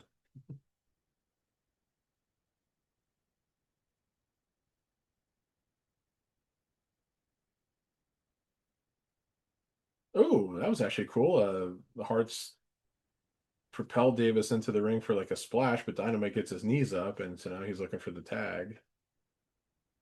Tags in Tito, who had beef with Danny Davis because Tito was one of the many face wrestlers that Danny Davis had screwed over.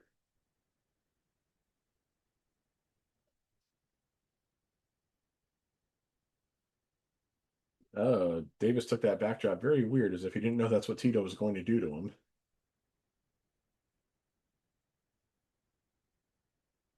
Yep, there's the flying forearm. Too bad the camera angle kind of missed most of it. And not going for the pin, just wants to punish Davis, which I think you can understand. Again, Tito getting fired up, getting the crowd into it. That's what you do. Now he's going for the figure four. Oh, Neidhart blasts him from behind.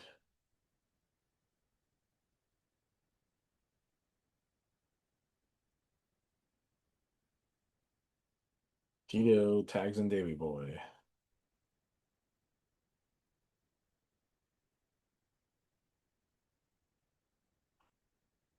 Big clothesline from Davy Boy. Davis flopping on his face. Gotta love it.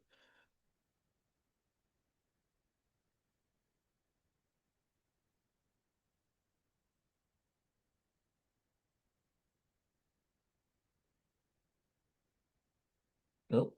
Looks like Davy Boy is going for the power slam. Oh, no. Oh, a jumping tombstone. And wow. Davis's head was close to that mat.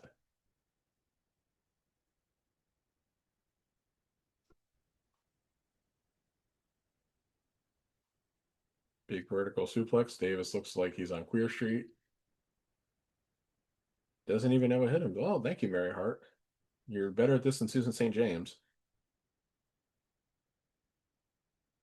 Now it looks like Davy Boy's going to go for the running power slam. Yep, that's it.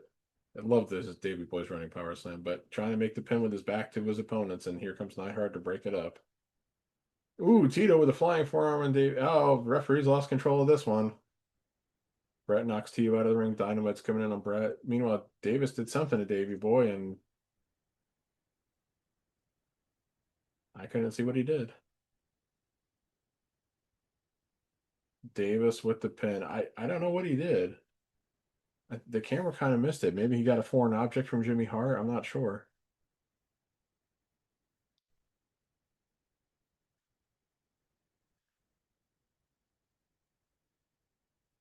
But Danny Davis gets the pin on Davy Boy, and Davis and the Harts steal the win. And Jimmy Hart's basically helping Danny Davis walk to the back as they do walk to the back rather than ride the cart. Oh, there's the cart. It wasn't in position. Practice, but yeah. Davy Boy really selling whatever happened. They haven't shown a replay, so I'm still not sure, and I don't want to stop this and rewind because I don't again know what happened to Joe again. It says we're recording, so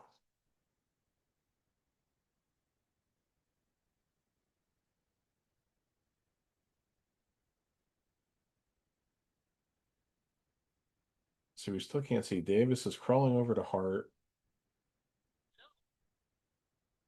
Oh, okay. I don't know how I missed that. Davis clocked him with Hart's megaphone. Duh.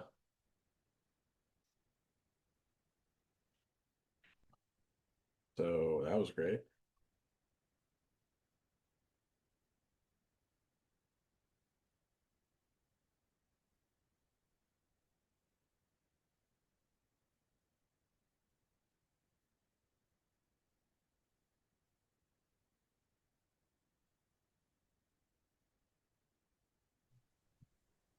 Good job with that, Pat. Appreciate it. I had a family call that I needed to take. I Okay, that's what apologize. I assumed, but I wasn't 100% sure. Yes, So yeah, the Hearts and Danny Davis stole the win with Davis. The panda, the referee lost control of that one, and Danny Davis got the megaphone from Jimmy Hart and clocked Davy Boy with it. So what did what were the ratings for the Piper match yes, I will because and we're then this match? backstage with Mean Gene interviewing Heenan and Andre. Heenan looking resplendent in this white White and tux. gold. Andre And looking Andre as was given that intimidating death as you can stare. be.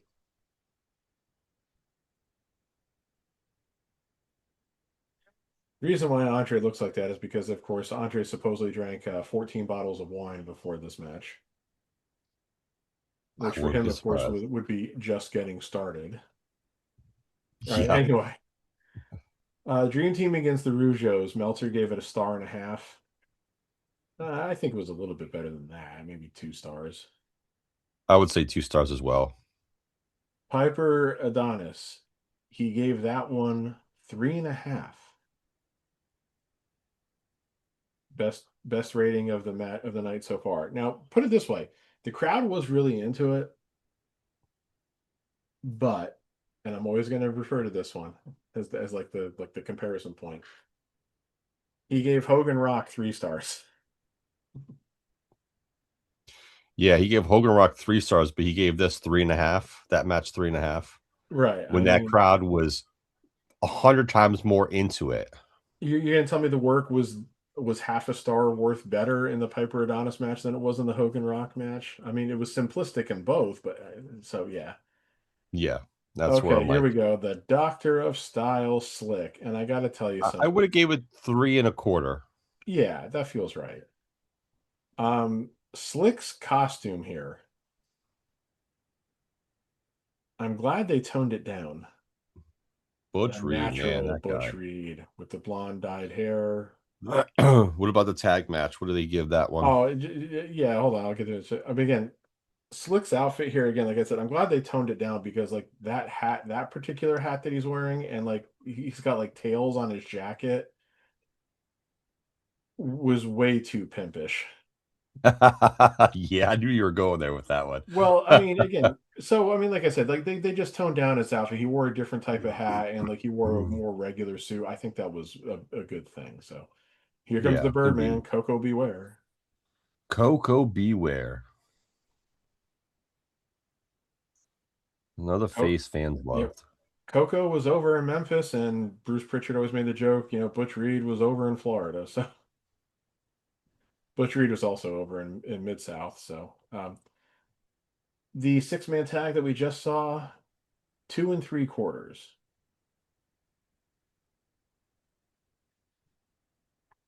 I also feel like that was a 3-star worthy match. I would say for me a 3 star as well. Yeah, and the match went and the match went 8:52. Did that tag match.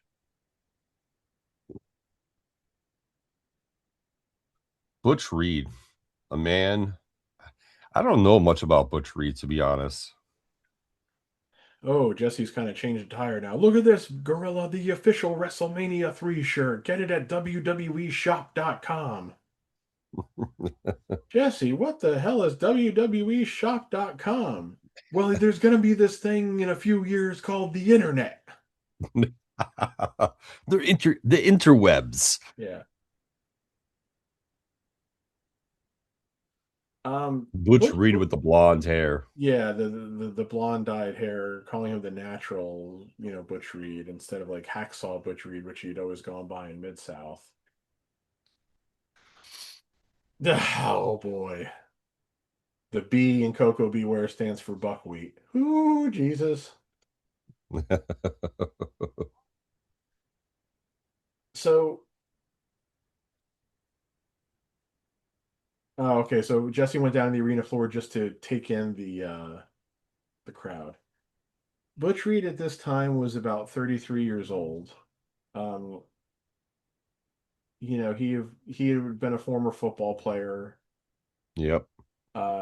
He worked, like I said, like in Florida in like the late 70s and early 80s. Um, he won the NWA the Florida version of the NWA North American Tag Team Championships with his partner Sweet Brown Sugar.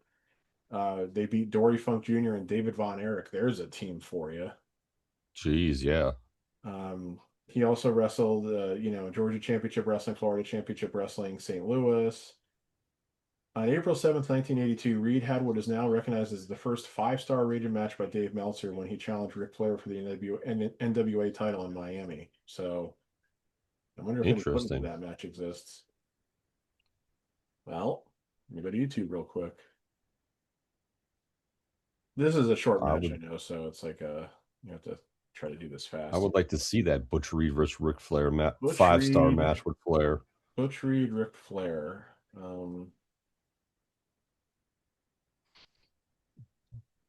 Was Butch Reed? I forget. I forgot to look to see who wins this match. No, it doesn't look like. At least if it's not on YouTube.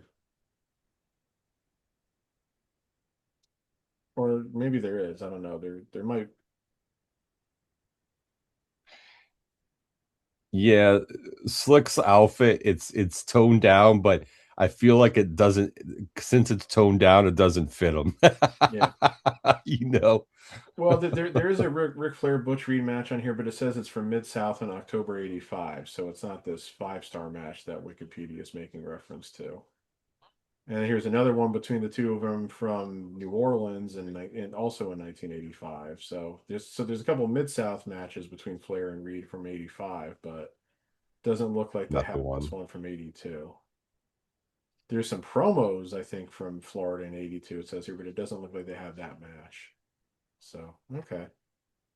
Then of course he went to Mid South, and he was Hacksaw Jim Reed. He came in as a face, as a tag partner for JYD. He feuded with Hacksaw Jim Duggan. It was the Battle of the Hacksaws. But then like Reed would then he would turn then he would turn heel and back and forth and everything. So he had a pretty successful run in Mid South from like '83 to '86. Um, then he went to WWF. He Okay. he was involved in a feud with Don Morocco where he like injured superstar Billy Graham later in 1987.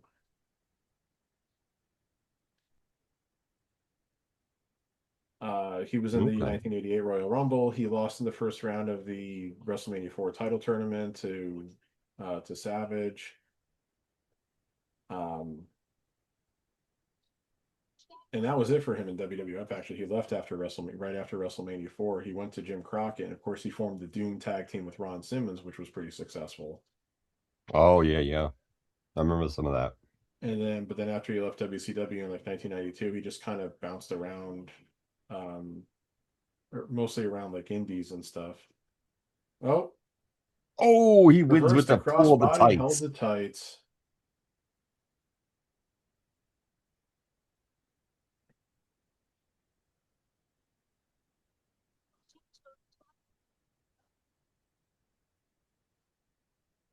And Butch Reed was also part of the class action lawsuit against WWE for the head injuries, the Constantine Kiros one. Oh, and here's Tito. Okay. Santana going after Slick, and Santana saying, you know what, you might have worn this outfit today, or you're never going to wear it again.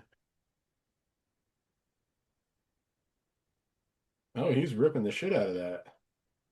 Yeah, he is. Butch Reed died just a little over 5 years ago now from a heart attack, which his relatives said was exacerbated by COVID. Like the COVID kind Uh, of helped contribute. Like he had like COVID and then he had the heart attacks afterwards. So Butch Reed is one of those Chico and guys Coco knock out Butch Reed. Butch Reed is one of those guys who I think has become a little bit underrated because again, like I think his best work wasn't in either WWF or WCW. Yeah, So, but again, the he thing was is, a like big a lot of Mid territory South guy. footage is definitely out there. So I think if you were to track down some of his stuff from Mid South, you'd see how good he was. But yeah, he is one of Yeah. those guys that's like because his WWF tenure was relatively brief, it's like he kind of gets forgotten about. No, he does. Hey, maybe one day he'll also be in the legacy wing of the WWE Hall of Fame. Yeah, what's up with this legacy wing shit? Who was? Oh, I meant to tell you. They added somebody else the other Bad News day. Brown. Yeah, Bad News Brown. Yeah, I have issues with what they're doing with the legacy wing now. So that anyway, the match between Coco and Butch Reed here went 3 minutes 39 seconds. Meltzer said half a star.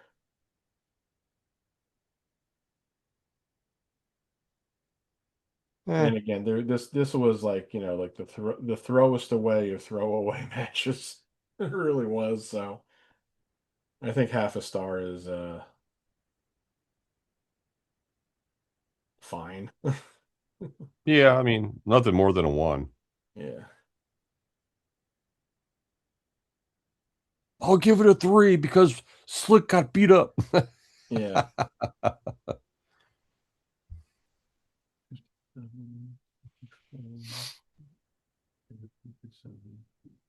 Here's something that you might find very interesting.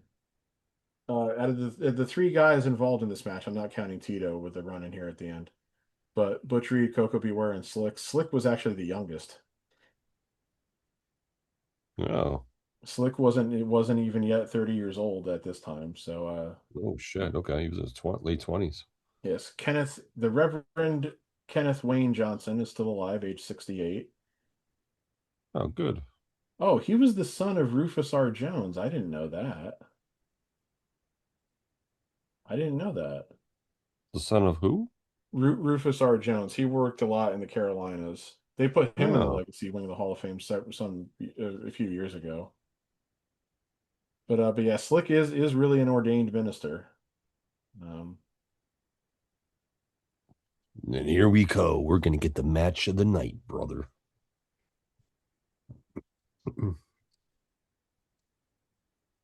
yeah, I always forget that in the build up to this, that they did the whole thing where like Savage had to crush Steamboat's throat with the ring bell and everything.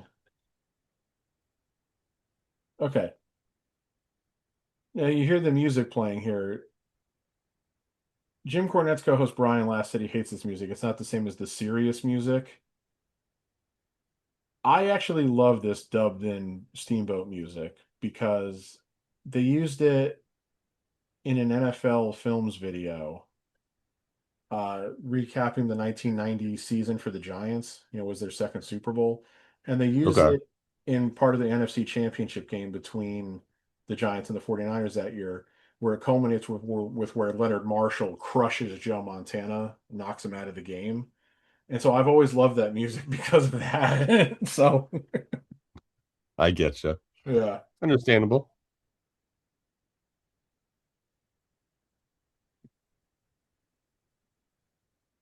Ooh, Savage spit on Steamboat. Intercontinental heavyweight champion. Intercontinental heavyweight champion, and I carry this belt in a very distinctive, very unique way. Nobody else held the Intercontinental title the way that I did. Yeah.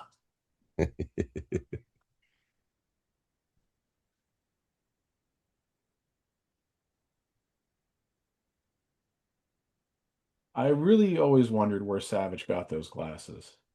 Like, were they I custom know. made for him? Can you buy Probably. sunglasses that look like that today? If so, where can I get them?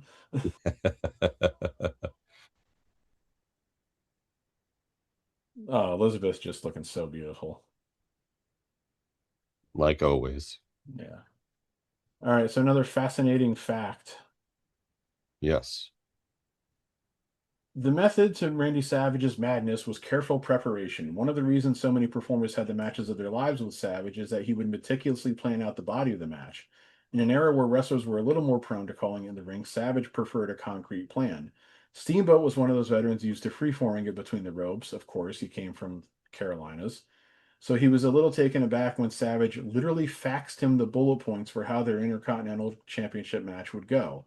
Assuming Savage's plan was followed to the letter, who would argue with the result? Yeah. Like I remember, I'm pretty sure, like I saw an interview with Steamboat once where he was talking about getting the script, and it even says like one lockup, and Steamboat was even like Steamboat says, "Well, of course we're going to start with a lockup."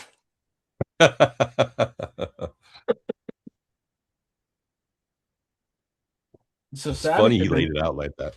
yeah. So Monsoon's mentioned it a couple times now. Savage having literally stolen the title from Tito Santana. That had been the prior February of 1986 in a Boston Garden match, which you can find because I know I've seen it. So yeah, he's been Intercontinental Champion for over a year at this point.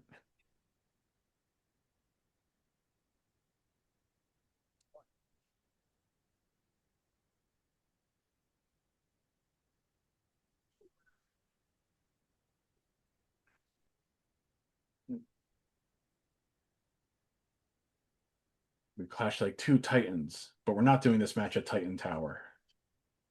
No Titan Tower. Yeah, that was pretty funny. You hear the dub music playing, but the captions on the thing said "Sirius" playing, and it's like, well, yes, but no. And here he comes with George the Animal Steel. That thing between Of him and course. Savage from the year before had never gotten fully resolved. He still had the eyes for Elizabeth.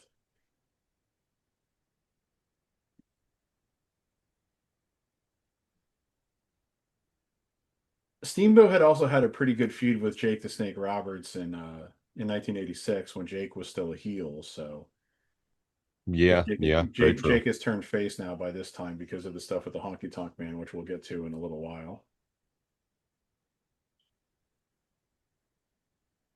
It's crazy too because You can like tell the looking sun at the has set, by the time, way, by now. what was that?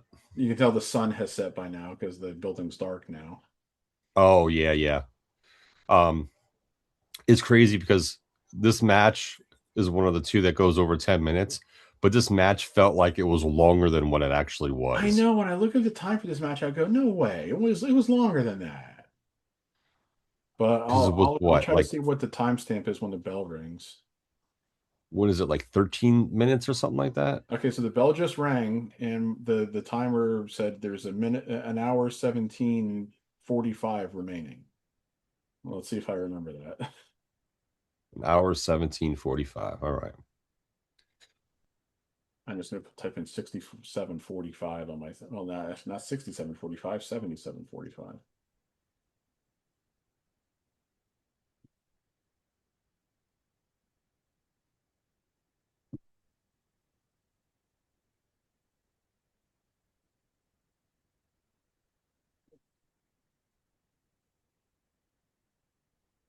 Just I always loved the way Savage moved around the ring. Like, he sensed that Yes. Very the animal was getting too close to Elizabeth, so he's like walking around. But like, he goes running and he does like a running jump through like the top two ropes to the outside. so fluid. Yeah, well, like, there's very few people who moved. Well, really, no, nobody moved exactly the way that Randy Savage did. You know, there's other guys who, of course, there are plenty of guys who move fast and everything, but like he had a seemed like a very particular way that was kind of all his own. So Yep.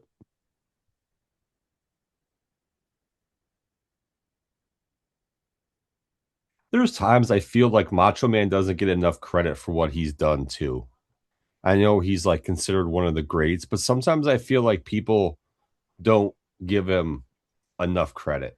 I yeah, his legacy is weird because he's the one guy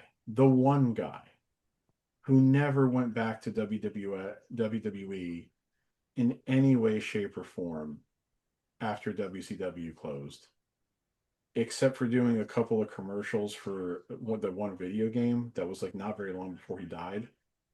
Yeah. And he was like completely gray and everything. It's like if you didn't hear him talk, you would have never known it was the Macho Man. Yeah, I know. Um, but he never came back on TV. They didn't do any. They didn't induct him to the Hall of Fame while he was alive. They didn't do any real career retrospectives. The DVDs, which they were still doing at the time until after he had died. I don't think. Um, Even when they did like the WWE produced stuff like that they've been doing with A&E for the last few years, they were really shitting on him during it. And it was like the only one of those ones that I watched where I felt like they were shitting on the guy who they were talking about. And I think it had to do with the stuff where it was Elizabeth. They were more or less saying he was a domestic abuser, which unfortunately he could very well have been in a way, if not outright physically, perhaps more psychologically. But Yeah, yeah, I mean, true. and so because he seems to get mentioned and featured in like career stuff so infrequently, or it's like it really does feel like, again, if you weren't alive when he was in his prime, you're not going to appreciate him. And that's really a Nope. shame because I remember exactly where I was when I found out he had died.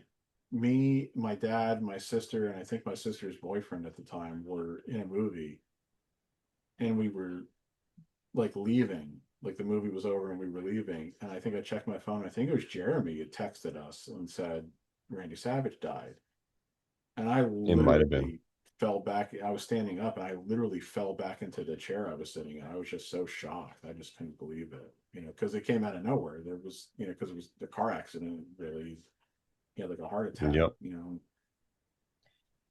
And I guess I was always still hopeful that he would reappear again. I knew he was never going to wrestle again at that point.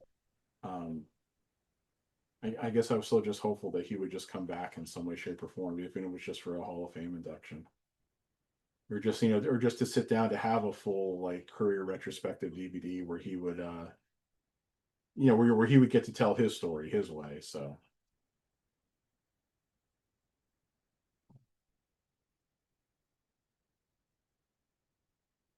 Joe talking off screen, of course, so we will let him do that. Meanwhile, back in this match, Savage with the advantage, just meticulously working over and doing the constant. Because see, that's something else that's a lost art in wrestling today that they know that really nobody does. Constantly going for pins. Yeah. They It's no, it's went from constantly going for pins to false finishes. right. Well, that's the thing. The last line on that fact that I was reading from the What Culture article says Savage and Steamboat put together the best WWE match of the 1980s and ushered in a faster paced, false finish laden style that would become a standard in later years. And there are a lot of false finishes in this match, but it's like, it's not the constant kicking out of finishers false finish, Yeah. or Yeah. kicking out of moves that look like they should kill you false Yes. finishes. A little difference. Yeah. Oh, Steamboat with the standing cross. Well, it was more. I guess it was a running crossbody, and then This match is just that fucking good. the Like patented this. Ricky Steamboat arm drag. Yeah, and they're going back and forth. Yeah. Somebody could say, well, this is just like today, was like they're doing move after move. Yeah, but again, it's back and forth. It doesn't look like it's rehearsed. They're bumping into each other. It's not carefully choreographed, even though they both know what they're going to be doing. It's still it looks different than what today's stuff does. It still looks like they're just going back and forth and everything. Steamboat's feet. I think his feet hit the ropes or floor, so he's out. Oh, okay. Well, now he definitely is out of the Royal Rumble. Yeah, it's different. Like, yeah, they're kind of are doing the back and forth, but it's not in the same manner. Too much of today's stuff when they're going through and doing back and forth stuff, it looks like competitive gymnastics. That's like carefully choreographed and everything. Oh, whoa, Oh, into the crowd. jeez. So think about it. He takes the knee to the back and he goes sprawling onto the little announce table, and then he basically surfs over the table, over the barrier, and into the front row.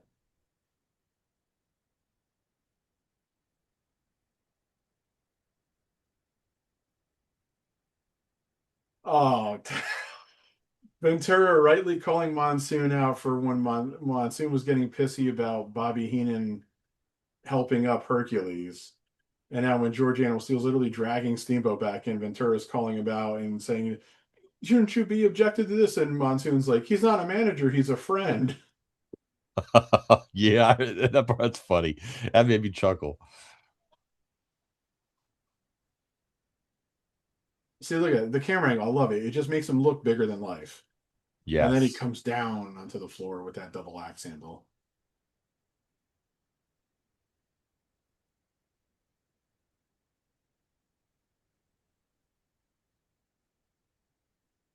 Oh, Matt's calling me.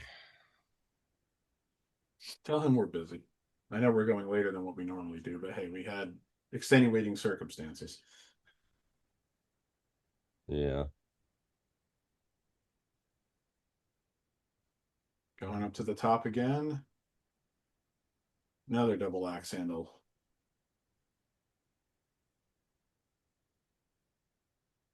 Oof, the big elbow smash. That was one of my favorite things about Savage too. Like he would always use like the elbow. He wouldn't really like Yeah. punch. He'd use like those elbow smashes and the double axe handles and stuff. Oh, what a good move. Jumping out Yeah, and again, look how of the quick he ring, using moves. the rope to Look how quick he moves. He does that. He jumps over the top rope. hangs him up on the top rope, and is right back in the ring. Yep. So good. And Steamboat already looks like he's dead on his feet. He's taken a lot of punishment.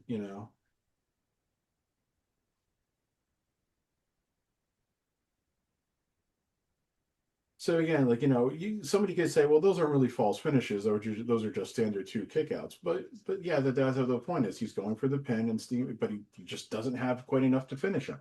He keeps doing move and move. And Steamboat is resilient; he won't give up. That's the whole point.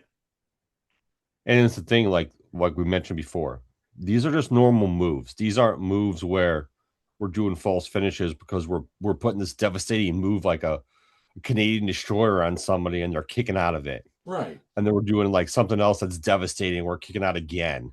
Like Yeah. these are Oh, just normal wrestling moves. Like Steamboat with those, the flip that's out. that's where it's I get frustrated with the stuff I watch today.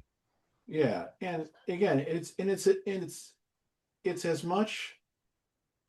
Whoa! Steamboat flips Savage over to the top. That was an intentional throw over the top. as if Jesse Savage Ventura, hadn't you're so already thrown special. Steamboat over the top rope a few times. Uh, and again, I don't. It's weird that Ventura even brings that up that should be an intentional disqualification because, to the best of my knowledge, that was never a rule in WWF. It was a rule in the NWA territories, yes, but Yeah, I but don't think it again, was. when Savage is going for those pins after doing the gut wrench suplex after doing the double axe handle off the top rope, the Steamboat goes to the top now. Oof, the big chop. One, two. Oh, and Savage Oh, gets the leg on the ropes. rope, too close to the corner. But again, the reason why they're going for the pin isn't as much because it's as much I'm tired. I'm looking to see if I can get him down as opposed to I know I have him down because I just hit him with my finisher kind of thing. Yeah. It's like a desperation factor plays into it because again, you're expending your energy, you're tiring, you're exhausting. You don't know how much you have left. So hey, if you can get a pin, you get the pin.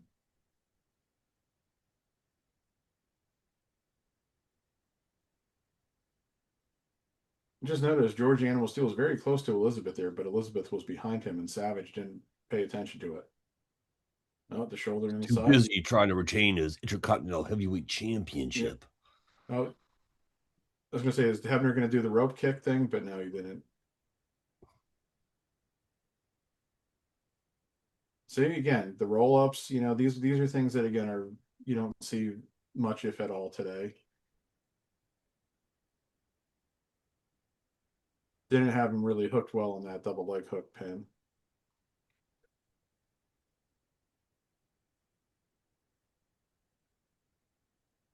Ventura already saying this is one of the greatest matches I've ever seen. And there's people who were cheering for Macho Man too in this. Well, yeah, he wouldn't be a heel especially long after this. It was only a couple months later that they really turned him face, where they did the angle with the Honky Tonk Man and the Hart Foundation, where they hit him with the guitar. Whoa, Savage took a swing at Hebner.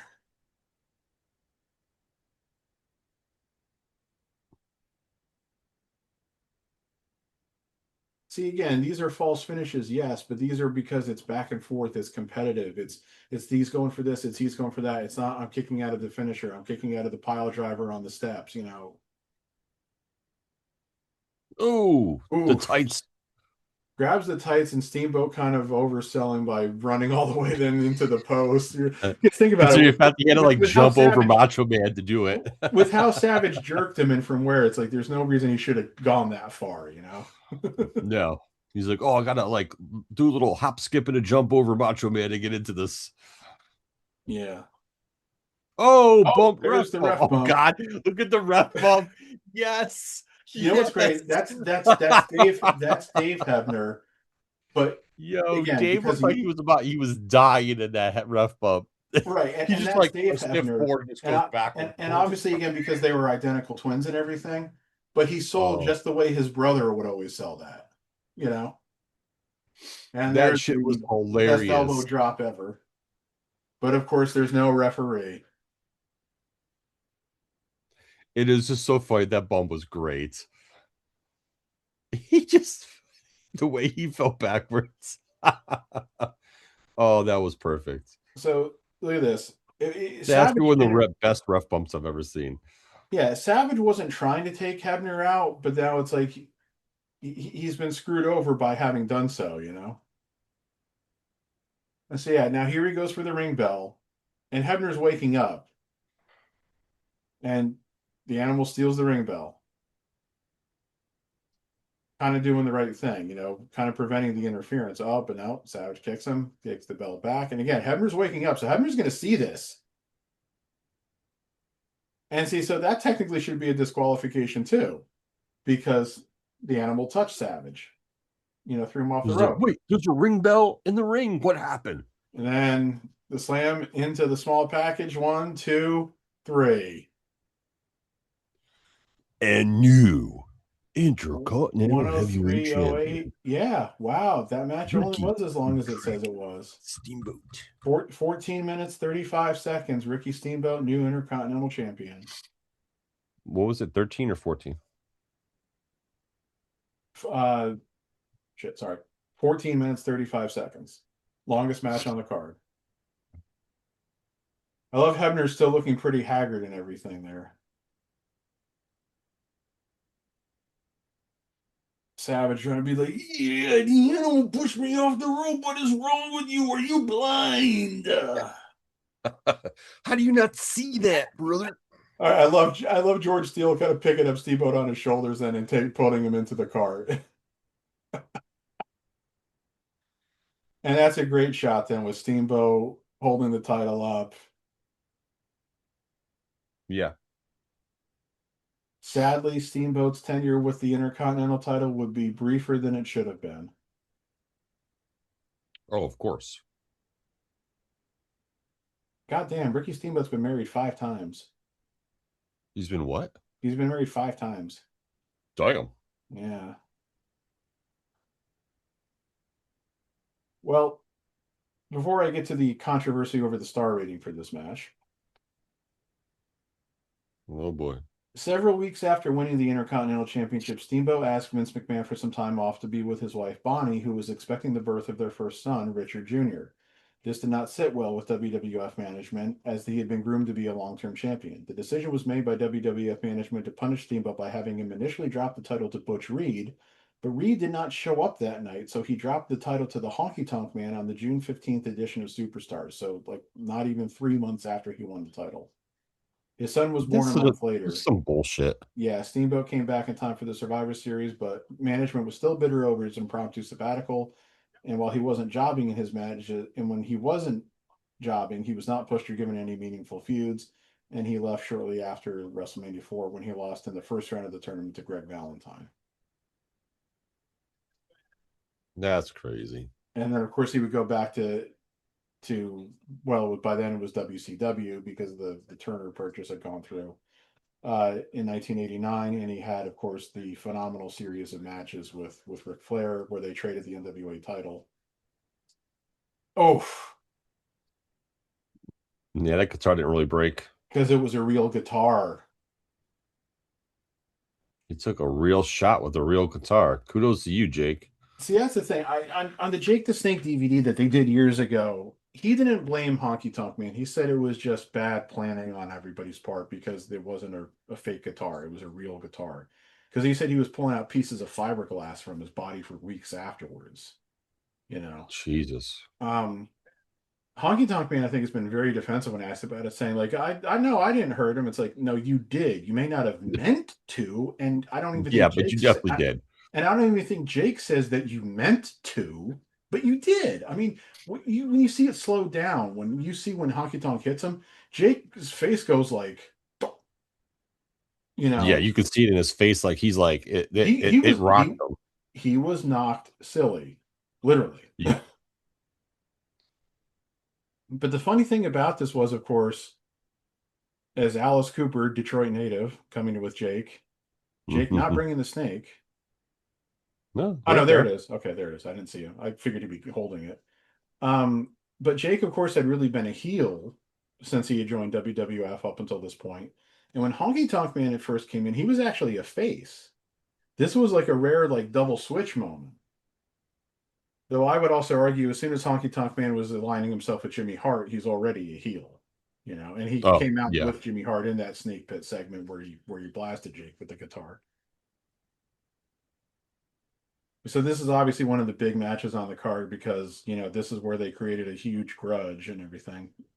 I love Alice Cooper with the makeup. Don't really love Alice Cooper personally right now because it likes Trump. And I can't figure that one out for the life of me. This is what it is. Honky Tonk Man. Yeah. So what was the rating for Macho Man? Oh, and just real quick, just as you can tell that that guitar the Honky Tonk Man is holding in this promo is not a real guitar. Yeah, It's correct. like they learned their lesson, you know. Savage Steamboat. The rating from Dave Meltzer: 4.5 stars. Okay.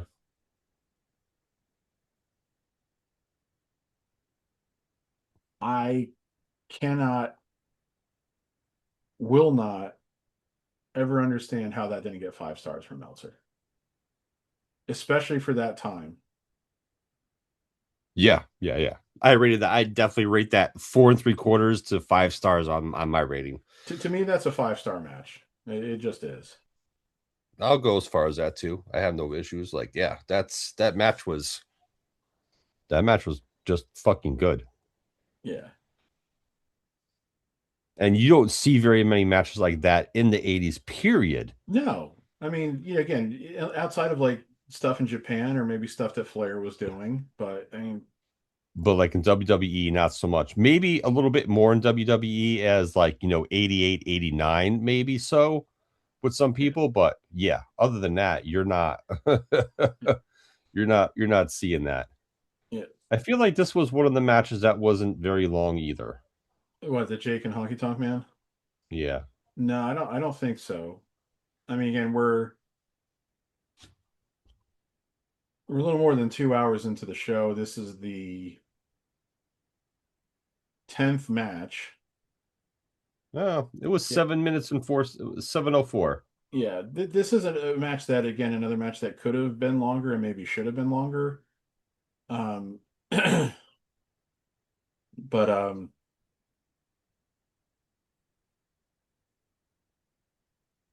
Jim Cornette might dispute me because I know he's always talked about the Blonde Bombers, which is when Honky Tonk Man, when he was wrestling under um his own name, Ray Ferris, was one half of this team. I think it was mostly in Memphis.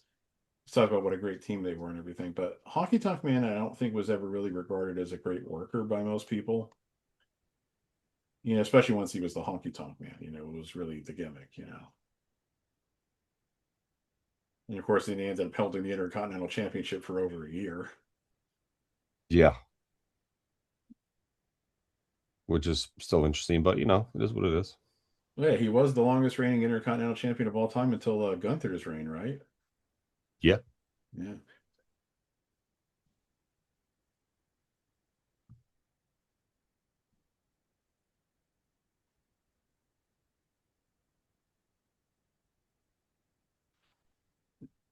I think Honky Tonk Man was a good gimmick, a good wrestler. I just think he was kind of a little bit more full of himself than he really should have been. Yeah, I mean, Look at the snake trying to get out. oh, and he is named Damien by now. He's like in one WrestleMania 2 review I read, they mentioned how he didn't have a name yet. Damien's like, I'm tired of being in this bag. Let me out, brother.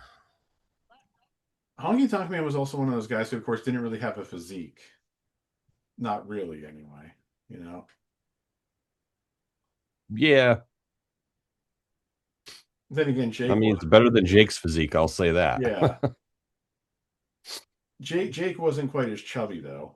No, Not really, at least anyway. he is what you call skinny fat. Yeah.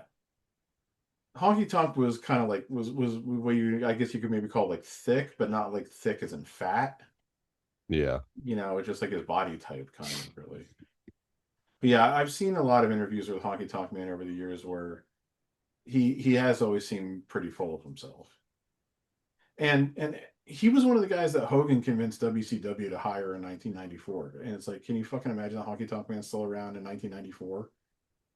Yeah. You know, and like they brought him in to do like a program with like Johnny B. Bad, and he was supposed to wrestle Johnny B. Bad for the television title at Starrcade 1994, which was the first WCW pay per view I ever bought because I was so intrigued by seeing Hogan against Beefcake. That's when Beefcake had turned on Hogan, became the Butcher. Oh yeah, yeah, yeah. Um, but Honky Tonk Man was supposed to wrestle Johnny B. Bad on that card, and he either no showed or got fired because he was not wanting to do the job to Johnny B. Bad.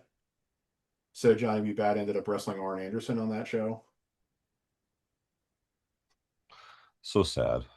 Yeah. So Honky Tonk Man, because I think he's one person that Eric Bischoff has never had anything good to say about. No, no, I know he has not. Because Bischoff feels like, hey, I brought you in here on his recommendation, meaning Hogan, and you're being an asshole. So I was listening to Bischoff was live the other day, um, and I had some time in between meetings to kind of listen. And a fan wrote in and asked if roles were reversed and you did win the war and WWE went out of business, would you have hired or brought in Vince McMahon for a storyline? Kind of like how Vince brought Bischoff in. And Bischoff was probably he said yeah. He said there's always some intrigue there in regards to it. I was always about, making the intrigue happen. yeah. So he pretty much said he would. So my take on that, I think Bischoff, AJ's calling me. Yeah, because he has no one to talk to right now. Um, I think Bischoff would have offered. I don't think Vince would have agreed because Well, Because Vince fancied himself still more as the guy in charge, or the promoter, or as a businessman, more so even than as like an on-screen talent. So like if Bischoff was going to bring him in purely for character work, let's just say, I don't think Vince would have been interested, because I think Vince would have been looking for whatever his next business opportunity was. Because he figures like, I've got friends, I can try to figure out how to do something else. And there's no way Bischoff would have asked Vince to come work for the company as like an executive, and there's no way Vince would have accepted that either. So no, I think he would have came back. I think he would have hired him to do something as far as like a storyline, because in that conversation he said that like when Vince brought him in, he was very complimentary towards him, like in just the way, like I forget the exact words, but kind of paraphrasing, like if roles were reversed, I would hope you would, do the same for me or whatever, some jazz like that. So that's I don't remember yeah, the exact I words, but yeah, it seems like I think that's more Honky Tonk doing the Harley Race spot with the rope bouncing. I think yeah. that was more Vince's way of trying to basically just butter the person up, charm I them. mean, it could be, but it was an interesting question because I've never, no one's ever asked Bischoff that. Like that's never been all the interviews and stuff I've read, like the Yep. stuff the shows I watch of Yep. Bischoff. No one is, when they go back and talk about like the ending of WCW, like no one's ever asked that to him. That was like a first. So Yeah. I mean, he said yes. So in what capacity? I think it would be more storyline driven than anything in the back, but because at that time, Vince on TV on camera was gold compared to not being on TV. So Jake went for the DDT, but he was too close to the ropes. Jimmy Hart grabbed his foot. That gave enough distraction to Honky Tonk, like rolled him up and then hung onto the top rope for the very cheap win. And then Yeah, here we go. Alice Cooper Alice and Jimmy Cooper, Hart yeah. are going to go at it. Alice Cooper grabbed the guitar. Jake swung the guitar at Honky Tonk Man, Honky Tonk Duck, and it like just shattered into 1,000 pieces on the post. Okay. So you see the Alice way that Cooper Jimmy breaks Hart out is the snake. flailing around as Jake is holding him in a full Nelson here as Alice Cooper's getting the snake, right? Yeah, You see the look of fear on Jimmy Hart's face? it's probably real. It's real. It is so real. Roberts firmly held Jimmy Hart in place while Cooper menaced Hart with Roberts' trademark Python Damien. Turns out Hart has a legitimate fear of snakes. Well, when Hart frantically kicks his legs in the direction of a snake-wielding Cooper, it's very real fear powering the flailing.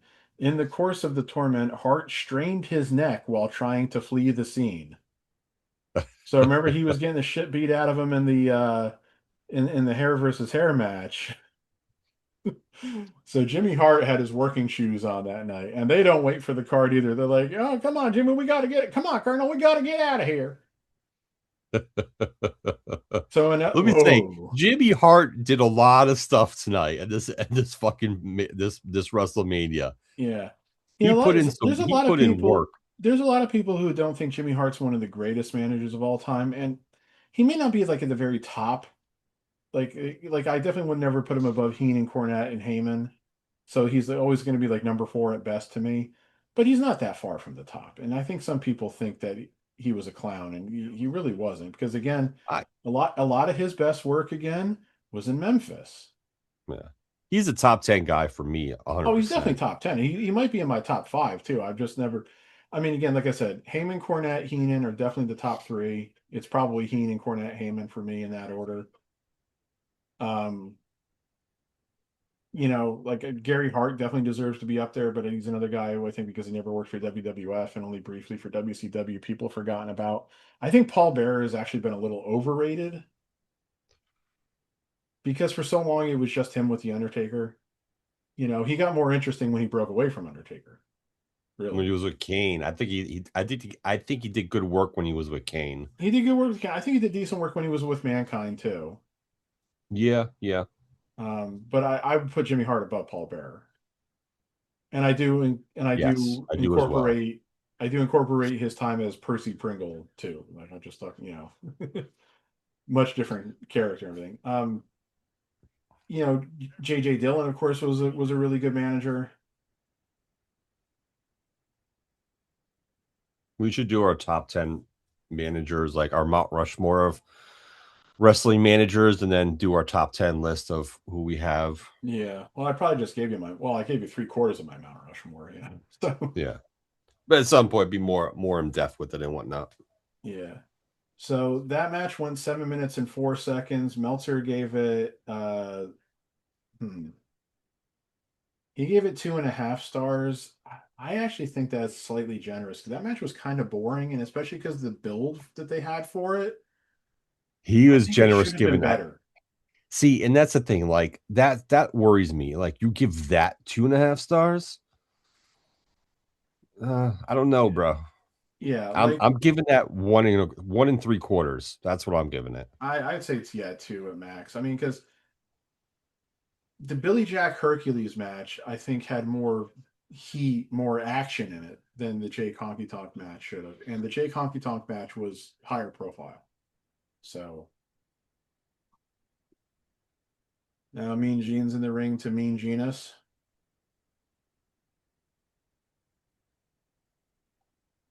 March 29th, 1987. Oh my God. Today's March 29th as we're recording this. We're watching this literally on the Oh 39th shit. anniversary. Wow. I did. Yeah, Wow. what a weird coincidence. We didn't plan this, that's for sure. Because yeah, Wow. see, We did. we didn't know until just the other day that Jeremy wasn't going to be with us again today. So we weren't like planning to do this today. Nope. It just happened to work out. Yep, Wow. and this is when Gene announces the attendance at 93,173. So world Wow. indoor record. Um, that of course is not the world indoor record anymore. even if you believe that that number is real. I mean, at this point, how are we really going to know? Well, according to Wikipedia, the record for their largest indoor event stood until January 27th, 1999, when it was surpassed by the Papal Mass with Pope John Paul II at the TWA Dome in St. Louis, Missouri, which drew an audience of 104,000. So you can't beat the Pope. That is crazy. We are watching this on March 29th, 2026, and this was live March 29th, 1987. Yep. Damn. That is interesting. So this is a little interesting here. At WrestleMania 1, they won the tag belts from the US Express with when they still had Freddie Blassie in their corner. And then they were separated at WrestleMania 2, that they were both on the Rosemont portion of the show. Volkov had the flag match with Corporal Kirchner, and Iron Sheik was in the Battle Royal. Look And at here they Slick are. coming out with his shirt all still torn. Yeah, I was gonna say, here they are Fucking teaming love up it. again, but now Slick is their manager because Freddie Blassie had to retire and he sold his wrestlers off to Slick. Like he sold their contracts. And yeah, so because they're in a torn outfit. And hey, Slick doesn't look happy, so he's doing a good job of selling the fact that he's out there in torn clothes. Yes. I mean, hey, it's staying in the gimmick. But yep, Iron Sheik and Nikolai back together as a team for this. Here comes Hacksaw Jim Duggan running down to the ring. No, Duggan, yeah. Oh, yeah, he is. Okay, I was gonna say, yeah, Duggan wasn't on this card because Duggan. I can't remember when Duggan and Sheik got busted. If it was after this or before this, because I'm like, maybe a reason why he wasn't on the card was because, but Sheik's on the card, so I think their bust was after this. I think it was after this. But you think about it, if he's got this whole big thing, or he doesn't want Volkov to sing again and everything, why isn't it Duggan and some random babyface against Iron Sheik and Volkov? Yeah. It's just funny how like you use a 2x4, a piece of wood, a 2x4 as Americana. I know a lot of people like to denigrate Duggan and everything, but you know what? He's one of the Duggan was a good most worker, man. I'm not he's gonna one of the lie. most he's one of the most endearing and enduring characters in really all of wrestling history. Yeah. So here we go with the Killer Bees. One of my faves back in the day. Yep. Like we discussed last week, always underrated because they just never got a run with the tag belts. Yeah. For whatever Look reason. at all the stuff thrown in the ring. Jeez. I think some of us always like to think that people didn't start throwing shit in the ring until the NWO, and that's just not true. Yeah, no, it's definitely not true. Look at this. They're starting the match and there's still all this shit in the ring. And it makes me wonder, like, what was the reason why the Killer Bees never got like that push? You know what I mean? Like, they're a good tag team. Well, yeah, I think we talked about it a little last week. I think it's because they weren't as good as the Bulldogs, or they weren't as good as the Hart Foundation, or they liked Strike Force better, or they like Demolition better. So it's like those were the teams that held the belts when the Killer Bees were together, really. So And it's just weird. Like, I mean, yeah, they like them more, but like these guys were good too. yeah, These guys were just as good as all of them. yeah. Brian Blair, as far as I know, was a pretty good friend of Hulk Hogan for pretty much his whole life because I think they both lived in Florida. Like, I'm pretty sure Brian Blair had worked primarily in Florida before he came to WWF. And yeah, I'm repeating myself from last weekend, but Jim Brunzell was AWI because he had teamed with Greg Gagne for years as the High Flyers. Good looking physiques, have charisma, can work, can sell. Yeah, I don't know. and again, like the similarities in their physiques and everything. That's why it's like whenever they would like do the masks thing, they do the switcheroo. it was always kind of funny because it's like it was a heel thing, definitely, but it's like they were just doing things that heels did before heels could do that to them, you kind of thing, you know? And I'm just noticing, look what the killer bees are wearing. What, the yellow and black striped tights? No, no. Look at their feet.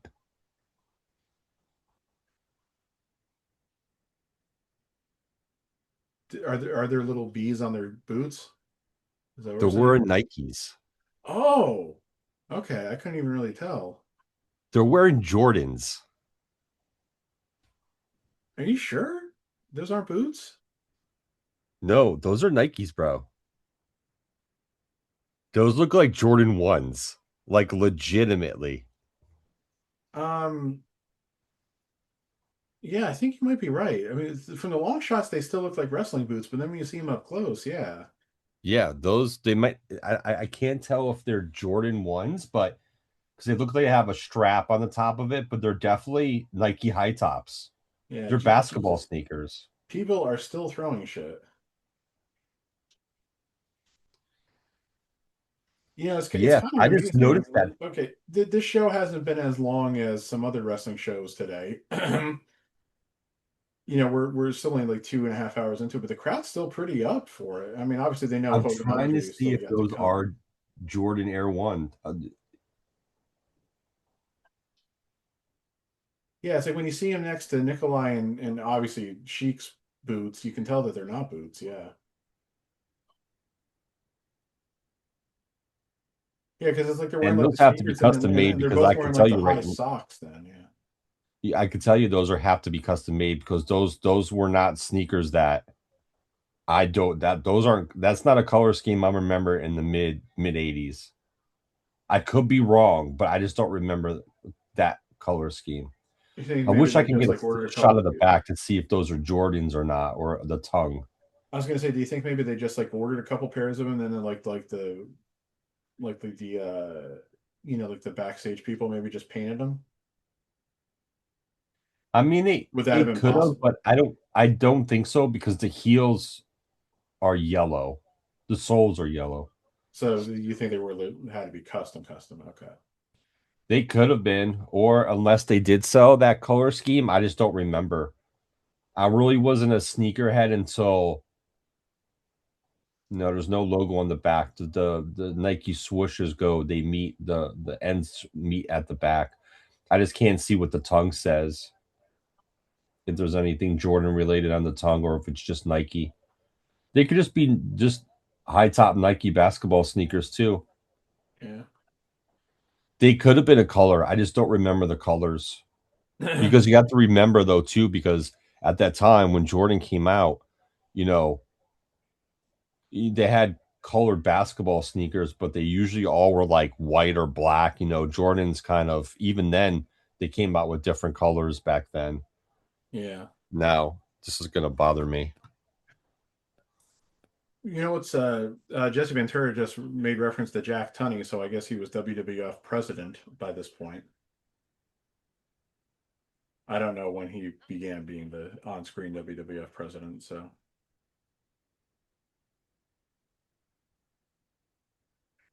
still think WWF fucked that guy over, but you know.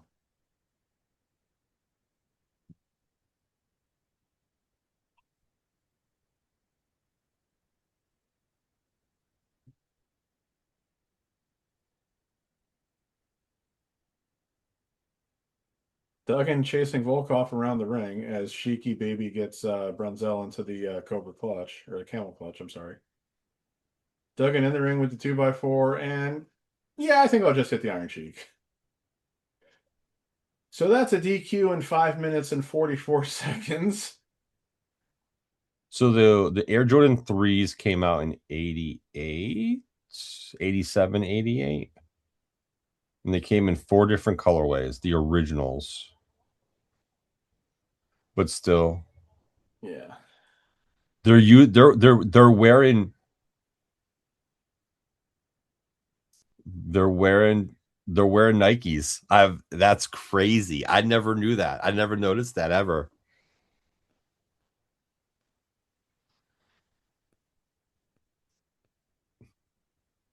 And they do look like the Air Force Ones, but what was the rating Meltzer gave this one? 1.5 stars, which again doesn't feel unfair. I would say 1.5 to 1.75. Yeah. And now, the match that we've all been waiting for. The Can match the that's the match that sold the event.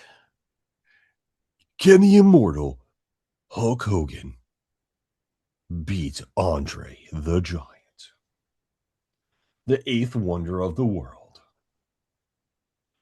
the man who's never been body slammed? Another Jedi mind wipe.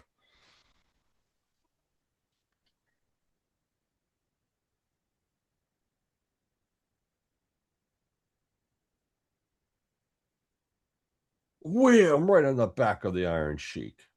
So it's interesting that we only have one match left, and the timer for me still says there's about 33 minutes left, which is interesting because obviously the last match doesn't go anywhere close to that. Yeah. Um,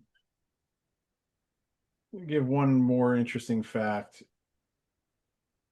It took a ton of convincing for Vince McMahon to get Andre the Giant to agree to the main event match at WrestleMania 30. Andre was 40 and in constant pain, his back and joints bearing weight that may as well have been as heavy as the world. Andre agreed to the plan ultimately and underwent radical back surgery to try and get him to the massive payday McMahon had promised. In the event Andre was unable to perform that night, or if Andre ultimately backed out, WWE had commissioned longtime Hogan villain Paul Orndorff to wait in the wings as a possible stand-in. It wouldn't have been the same as what we got, but Orndorff would have been as suitable a last resort as WWE could have possibly come up with, which is true.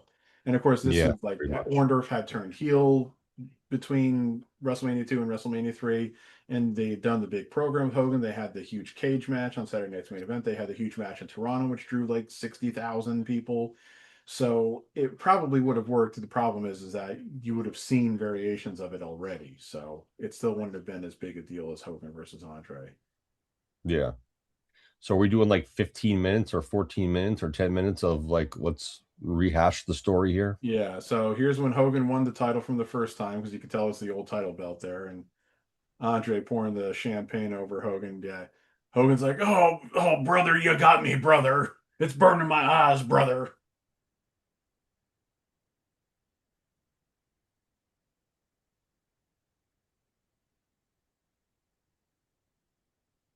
Here's a Saturday Night's Main Event: Andre getting beat by Bundy and Studd. I couldn't tell who that was that Hogan ran past. It might have been Tony Atlas, but I couldn't tell.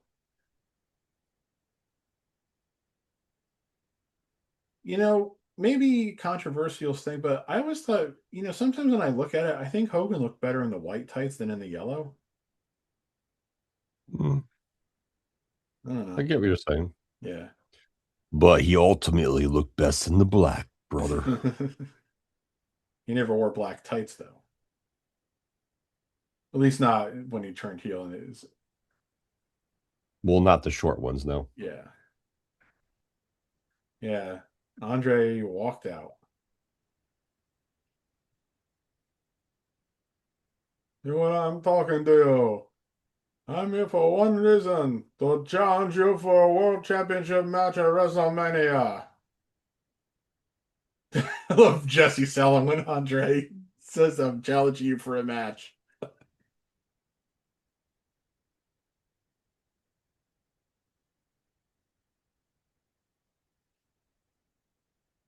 A lot of people, a lot of people said that Hogan's greatest rival was not any of the guys he actually faced in the ring, but it was Bobby Heenan.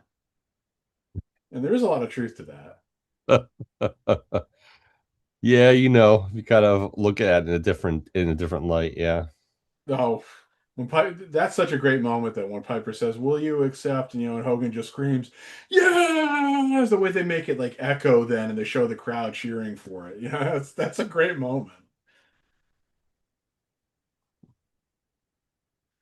I We hate the were fact that speaking I of, hate that I kind of hate the fact that I still talk so glowingly about this guy when I grew to dislike him and disrespect him so much. But there's that childhood part of me that goes, "This is the guy who was my hero." Well, I mean, it's just like any other sport, you know, the person that's within the sport does great things, and outside the sport in their personal life, they might not be the Yeah, well, like who they I seem to be, or not as much of that person yeah, you're hoping them to be. yeah, well, like I'm going through this with the Giants right now. Like I don't know if you saw what Cam Scadaboo said about a week or so ago about like CTE and asthma, and he said like, oh, I was trying to be funny. I'm like, well, Yeah, I just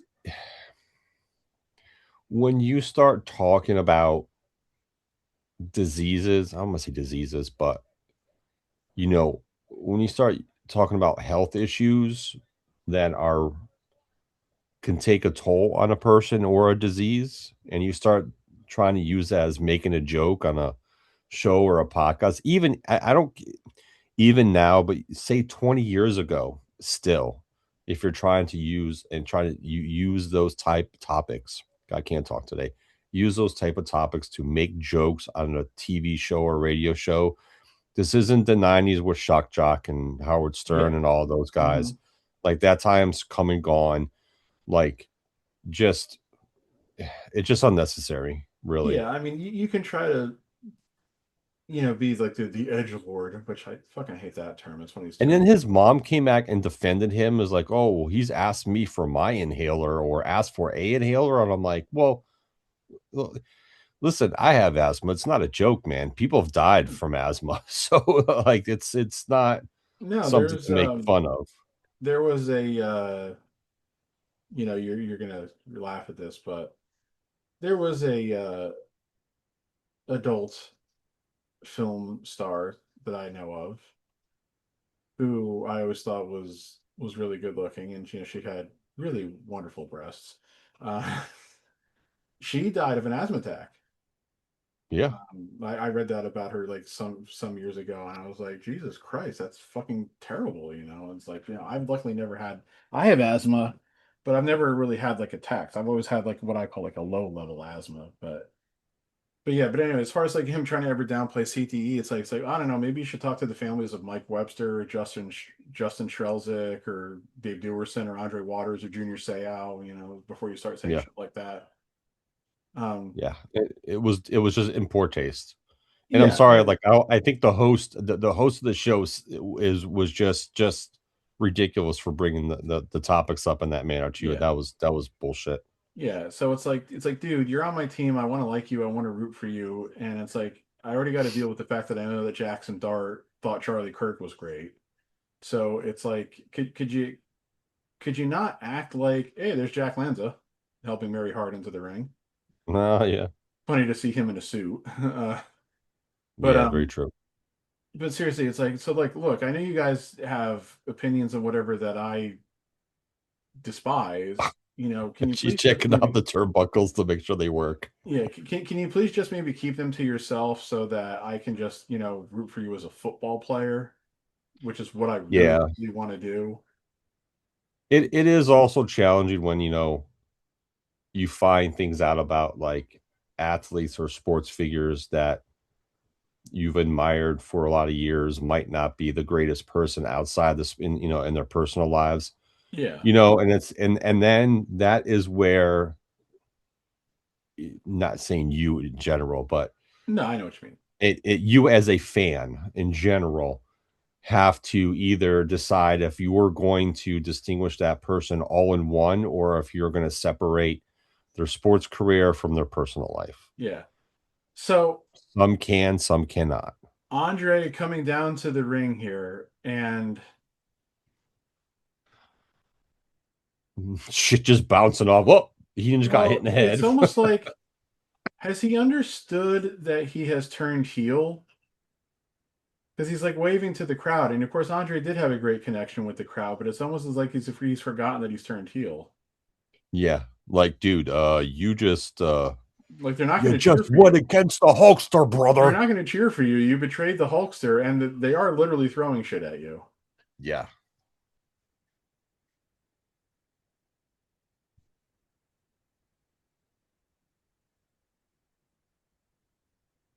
And this was pretty much the debut, as far as I know, of the one strapped black singlet that he always wore.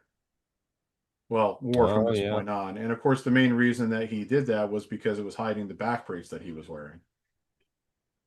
Oh yeah, that's right. So he couldn't wear the like just the regular tights anymore.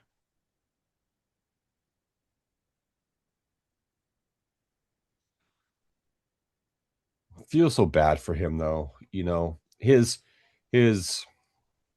growth issue that he had, put him in the spot that he was in pro wrestling and made him a beloved figure or a beloved person.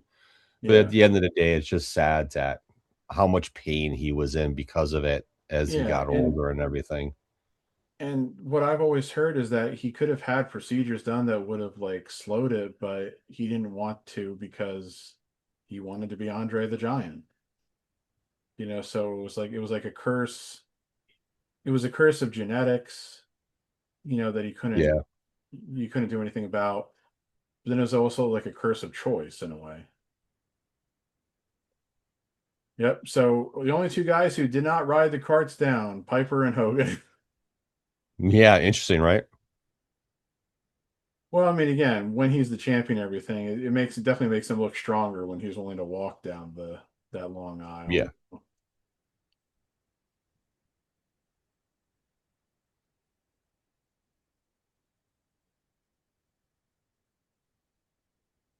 Thanks for the measurements of Hogan there, Jesse. Yeah, I know. Well, he gave the Andres measurements, so it was like, It's just kind of funny though. 30-inch calves. Da, da, da, da, da.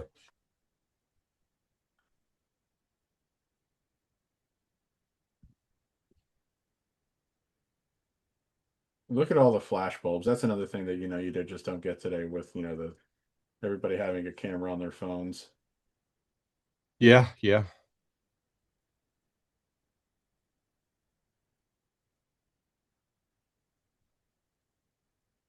One of the many things that kids today just aren't going to understand. But of course, my sister the other day gave me a see if I can find this text message she sent. Because she's a teacher, as you know, she teaches seventh and eighth grade.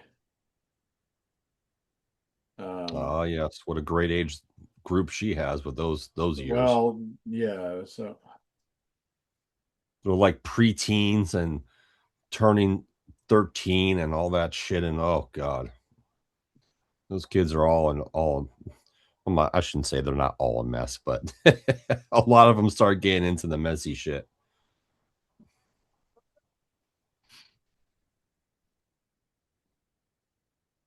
oh no, she didn't. She didn't text it. She posted it on Facebook. Shoot. Let's see if I can find it on her Facebook. Because again, it's a lamentable situation as far as like the way kids are, and I won't even say that it's necessarily their fault, but it's disturbing that they think this way. So Hogan goes for the slam super early. Andre collapses on top of him. And Hogan, of course, has always tried to say that he barely kicked out. And he did kind of barely kick out, mostly because Andre didn't give. Yeah, no, he didn't. Okay, Probably because so he wasn't able to. That's the other yeah, problem. we're right, right. So this is what my sister posted. Today, a seventh grade student asked me, why do we even need to go to school? Because we have a calculator on our phones, and also our phone can pretty much read anything to us. And if we wanted to learn new words, we could access a dictionary on our phones too. Look, Yeah. yeah, and as she goes on, I'm not going to read everything she posted because it's really mostly just about what the kid said.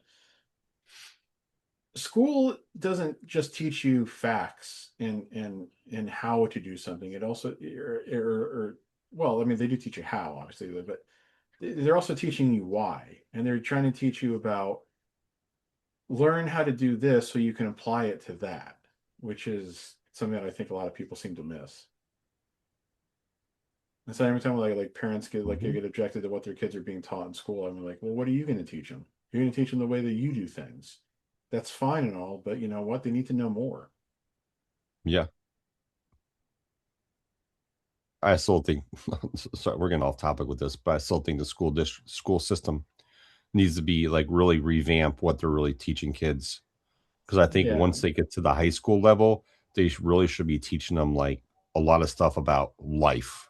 Well, yeah, Like, my sister basically still says about how like they're always like teaching to the test and everything. I mean, the fucking No Child Left Behind Act did so much, I think, to hurt education in this country because they created all these standards and then they said that you know prepare to this test and we got to get the test scores up and it's like the fucking test scores are irrelevant.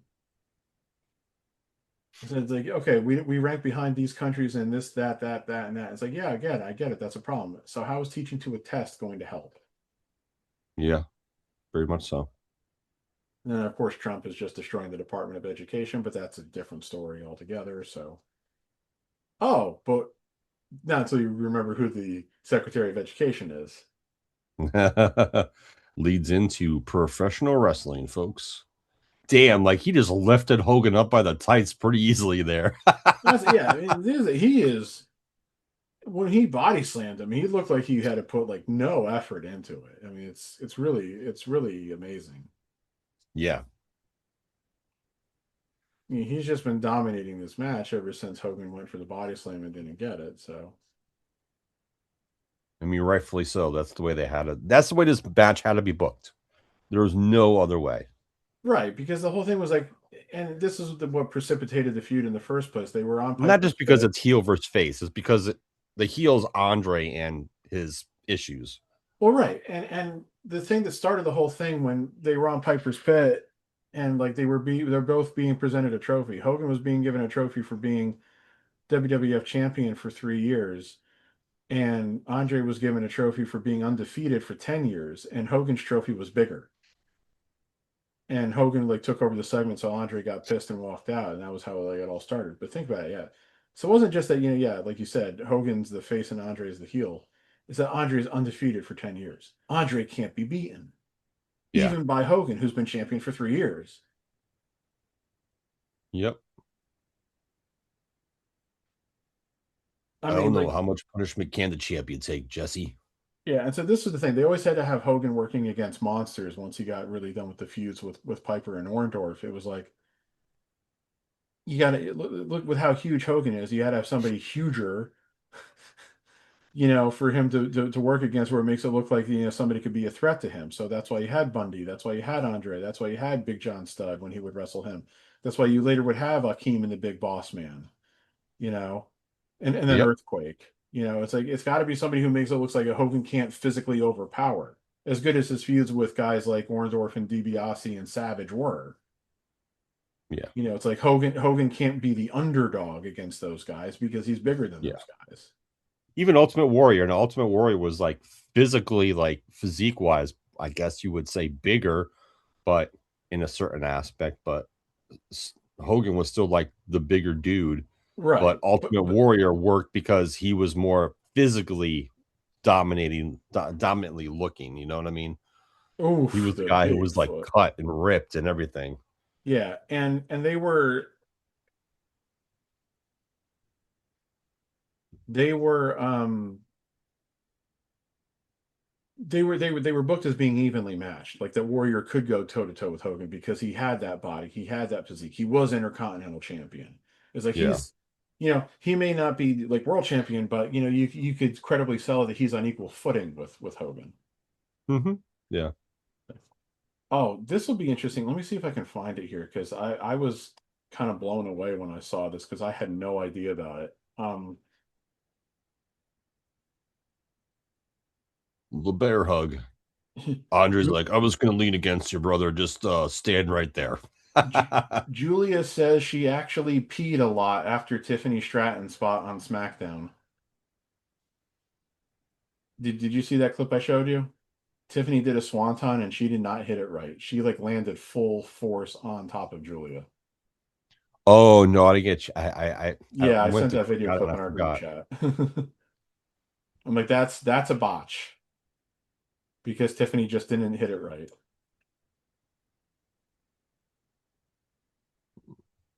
Let me watch it now as I'm watching this.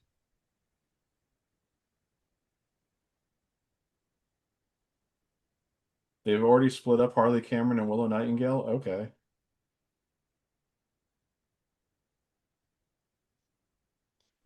Oh yeah, she was short on that, and her like ass and back like just hit Well, Julia right in the midsection.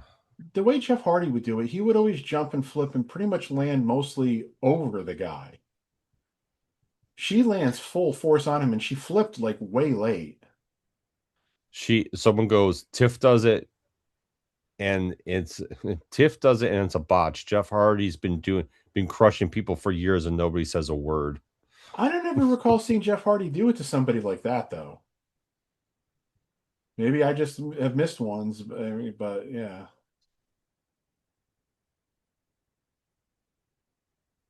Oh, here we go. So the other day, March 24th, there was a house show at the Bradley Center in Milwaukee, Wisconsin on March 24th, 1990, where Hulk Hogan teamed up with the Big Boss Man to take on the Colossal Connection, which was Andre the Giant and Haku.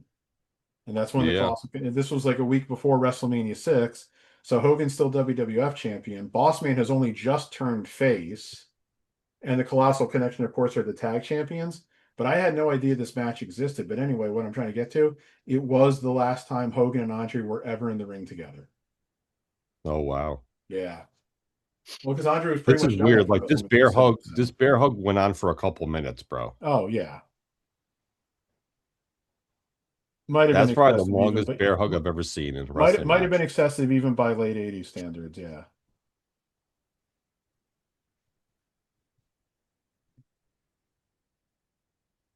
Andre still got to Like hold that on his was a legit tights. like 3 minutes of bear hug time. Yeah.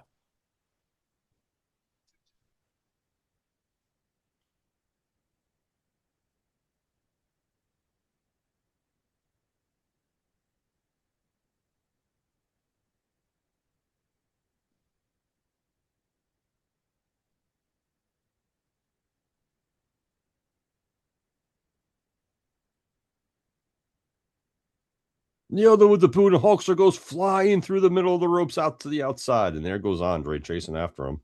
Oof, Andre Yeah, getting you can kind of see the back brace on Andre. yeah, Andre's kick there that knocked Hogan to the outside. It didn't really hit. Oh yeah, you can see it peeking out there. Yeah. See, and it also couldn't have been very comfortable to wrestle with that brace on. I remember years No, ago but when I would when I probably was still say with all the back pain he was in, it probably felt better. well, I remember years ago when I was in marching band in high school. One of the band mothers bought like back braces for us drummers to wear to like to help, cut down. I remember put the thing on and I couldn't fucking breathe in the goddamn thing. But they kept insisting that I wear it. I think I wore it once or twice, and I said, I'm never wearing this thing again. I said, I'll deal with the back pain because otherwise I can't fucking breathe when I'm carrying this goddamn drum. So I was like, what was Hogan going to do? Go for a pile driver on the floor? And again, why was Morella allowing this? But oof. Why were Morella, we trying to who came up with the spot that we were gonna yeah. which one of them decided, hey Andre, I know I can't do this, but let's pretend that I'm gonna pow drive you And then that was a on the very weak outside.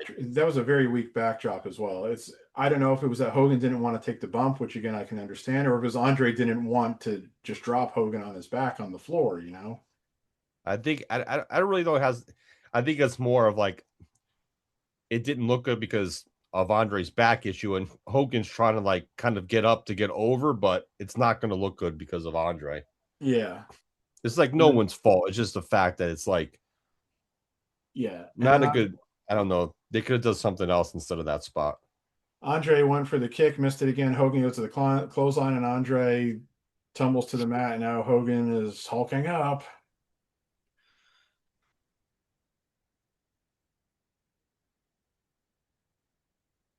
And then here it comes.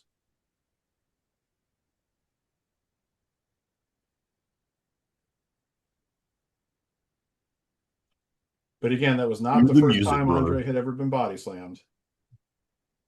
What was that? I love hooking the leg, which is like, You try to use two hands to pull his leg up. yeah. But I mean, not only was this not the first time that Andre the Giant had been body slammed, it wasn't the first time Hulk Hogan had body slammed Andre the Giant. I know. When One of the things people don't In know. Hogan's first WWF run, I think it might have even been at their famous match at Shea Stadium in 1980. Hogan slammed Andre during that match when Andre was the face and Hogan was the heel. Okay, so there's another disagreement in the Meltzer star ratings on this. One of the sites claims that Meltzer gave this one star. I know that's a lie for another reason. Um, Meltzer gave this match -4 stars. And the reason why I know that the -4 stars one is accurate is because this match won worst match of the year, or what they still, or when he said, or as he still called it, worst worked match of the year, in the annual newsletter awards for 1987. I wonder how much he knew how injured I don't think it would Andre have was. mattered. I really, because if he was so plugged in as he always claims he was, he should have known that. But I think it Yeah. was really more just that, he didn't Meltzer was never a fan of Hogan. And I think Meltzer just like didn't care for Andre once like Andre was at this point where like, he was just so physically hobbled, you know.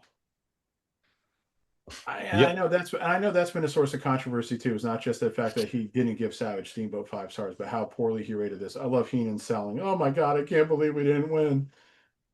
Um, but I know a lot of people have criticized Meltzer's rating for this, because it's like this was never meant to be a work rate match. This was meant to be the spectacle match and blah blah blah. It's obviously not a great match, but No. I don't think -4 stars is ridiculous. yeah. Sorry. I mean, I think 2 stars feels kind of about right because it provides the moments where it's like Hogan looks like he's gonna lose. He does get the big body slam, so he does have the big moments and everything. Um, and again, this is the match that sold the show. So Yeah. I mean, I'm between 1.5 and 2, to be honest. That's where I yeah, kind I'm of never going to try to sit say with this was this. a great match or anything, but again, it's like there, there is obviously a lot of historical significance to it. So, Yeah, yeah. 100%. and of course, the funny thing about this is that the feud between Hogan and Andre was far from over. They basically keep feuding for another pretty much year and a half until like all the way through the SummerSlam '88 match of the Mega Powers against the Mega Bucks. You know, Yeah. That's right. I still have 6.5 minutes on here, and it's just kind of like Hogan, he leaves, and then Gorilla Monsoon and Jesse Ventura like recap the night, and they're showing highlights from the night. yeah, it's like that's not the these days now. It's like the way they do the shows now. The show would be going, off the air here, and we'd be cutting to the post show stuff. Yeah, I'm gonna stop it here. I'm good with this. So WrestleMania 3 definitely an improvement over WrestleMania 2 and over WrestleMania 1. It's like Oh, you still absolutely. it probably doesn't compare to a lot of other WrestleManias like I mentioned WrestleMania 17 before, and I think WrestleMania 19 is also was also a really good WrestleMania that I think a lot of people kind of forget was a really good WrestleMania. Um, Yeah. like if you were to rank all the WrestleManias now, I'm not even so sure this would make top five, to be honest. Um, No, it wouldn't.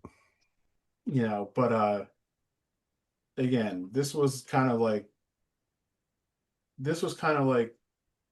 the apex that they reached, I think, for a long time.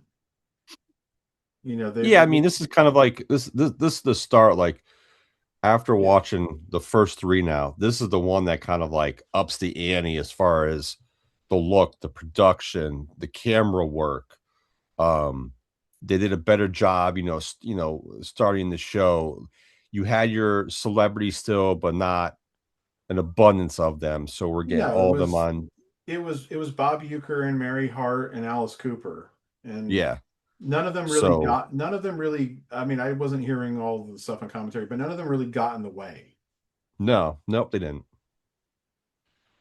No, they definitely did not. So that, that's a good thing. That's a good aspect in regards to it. 100%. So, This is great. Hogan is leaving in like a supercar. It's like higher than all the other ones were. yeah, I noticed that. I turned it off by now. I But know, yeah, but I I'm did just like, notice hey, that. he's the conquering champion and everything. It's like, I guess that makes sense. Yeah. Yeah, give him the higher chariot to come back to the backstage for. But yeah, I mean, it's overall it was a good pay-per-view.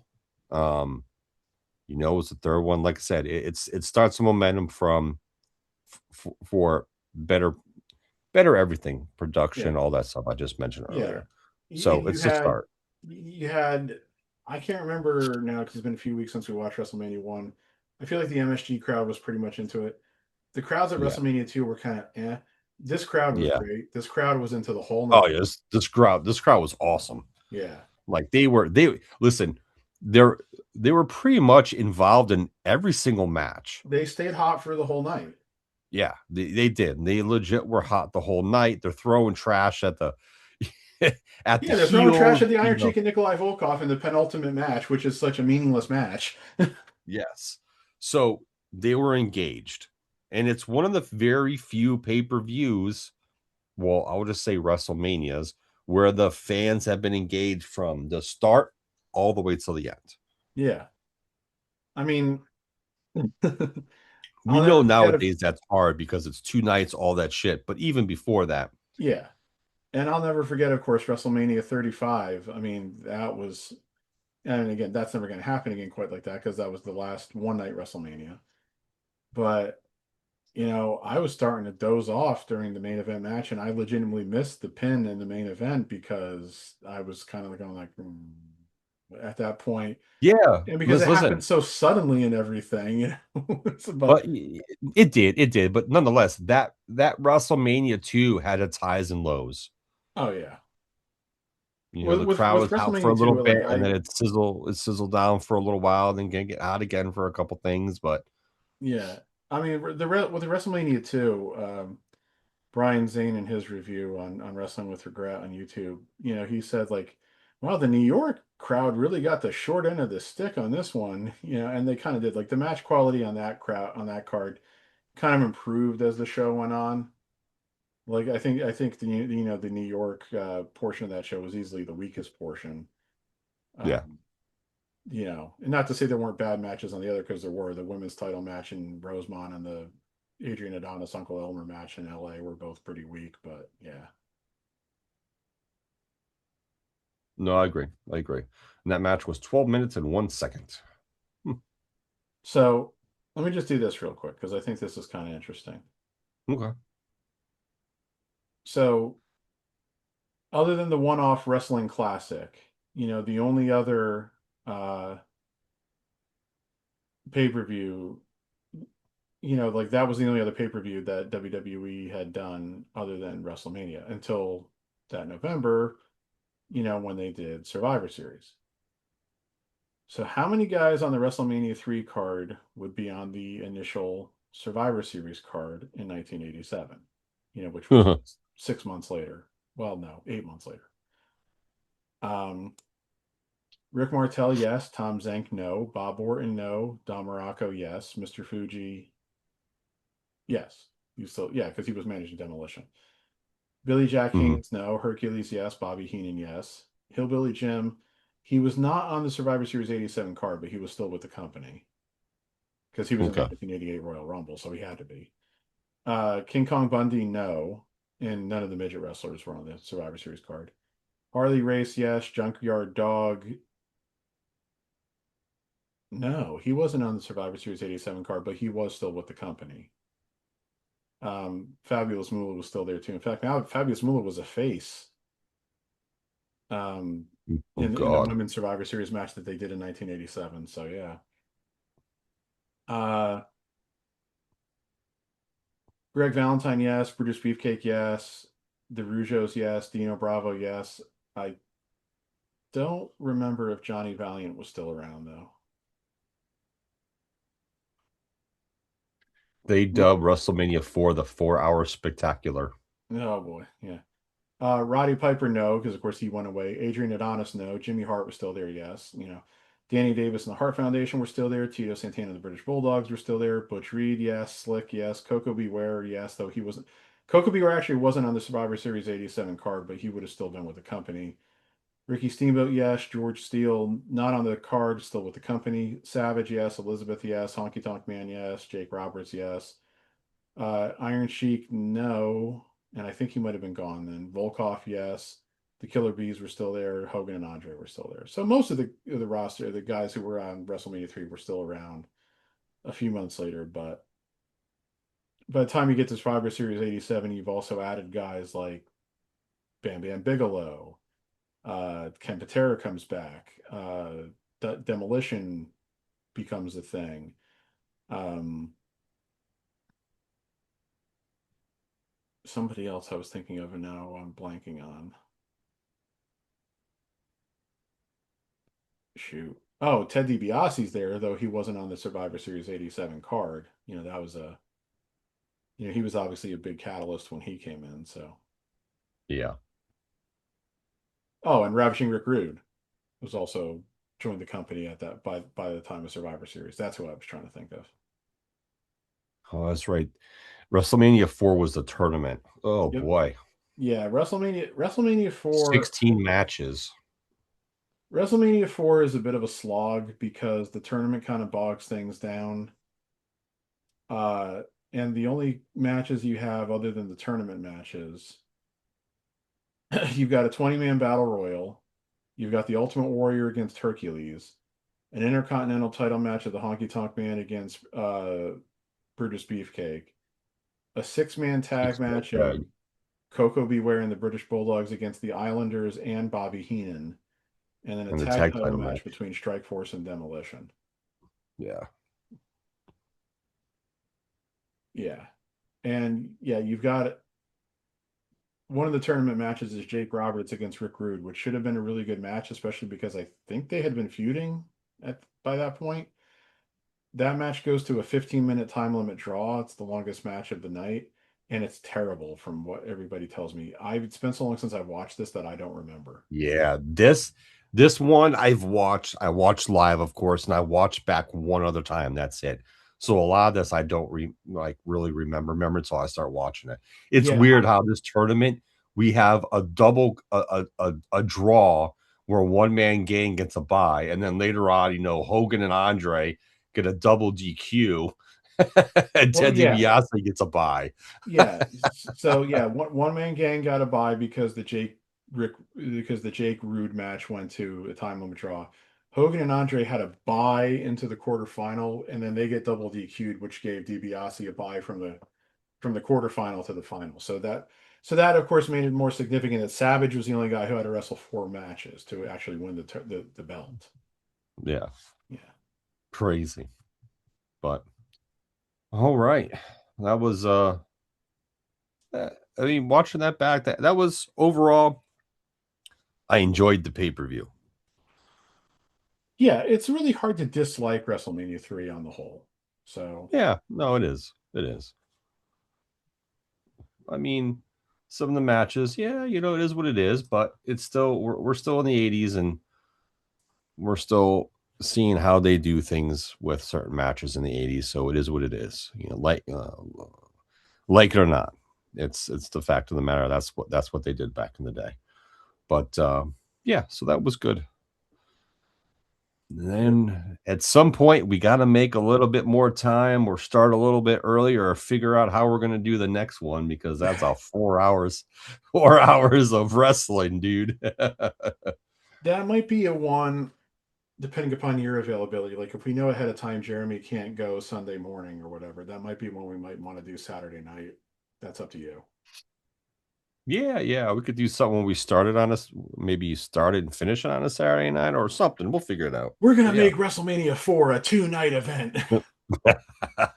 It's gonna be a Saturday night and a Sunday morning, brother. That's what we're gonna do. Yep. But yeah, we'll figure that out because we know as these WrestleManias go on, some of them will be longer, so we're gonna have to, you know, figure some of that shindig stuff out for sure. Um, in regards to it. So, but yeah, this has been fun. I like doing this stuff. It's fun to like relive and see like some of the craziness that happened at these WrestleManias too. So always a good thing. But all right then, fans, this will be posted during the week. Click, like, subscribe, leave comments. Let us know what you thought of WrestleMania 3. Don't be shy. Leave comments. Tell me how bad I'm doing. I won't read them. I'll read them and let Pat know. Don't worry. There's a reason I won't read them. It's not because Yes, I don't indeed. appreciate the feedback. It's because I don't want to get stupidly negative about it. That's all. Oh, you'll be fine. All right, then. As our And I great, don't want positive feedback to go to my head. So yes, as our third wheel would say, um, our third wheel, third missing wheel. I hope you had fun, and I hope you finished with us.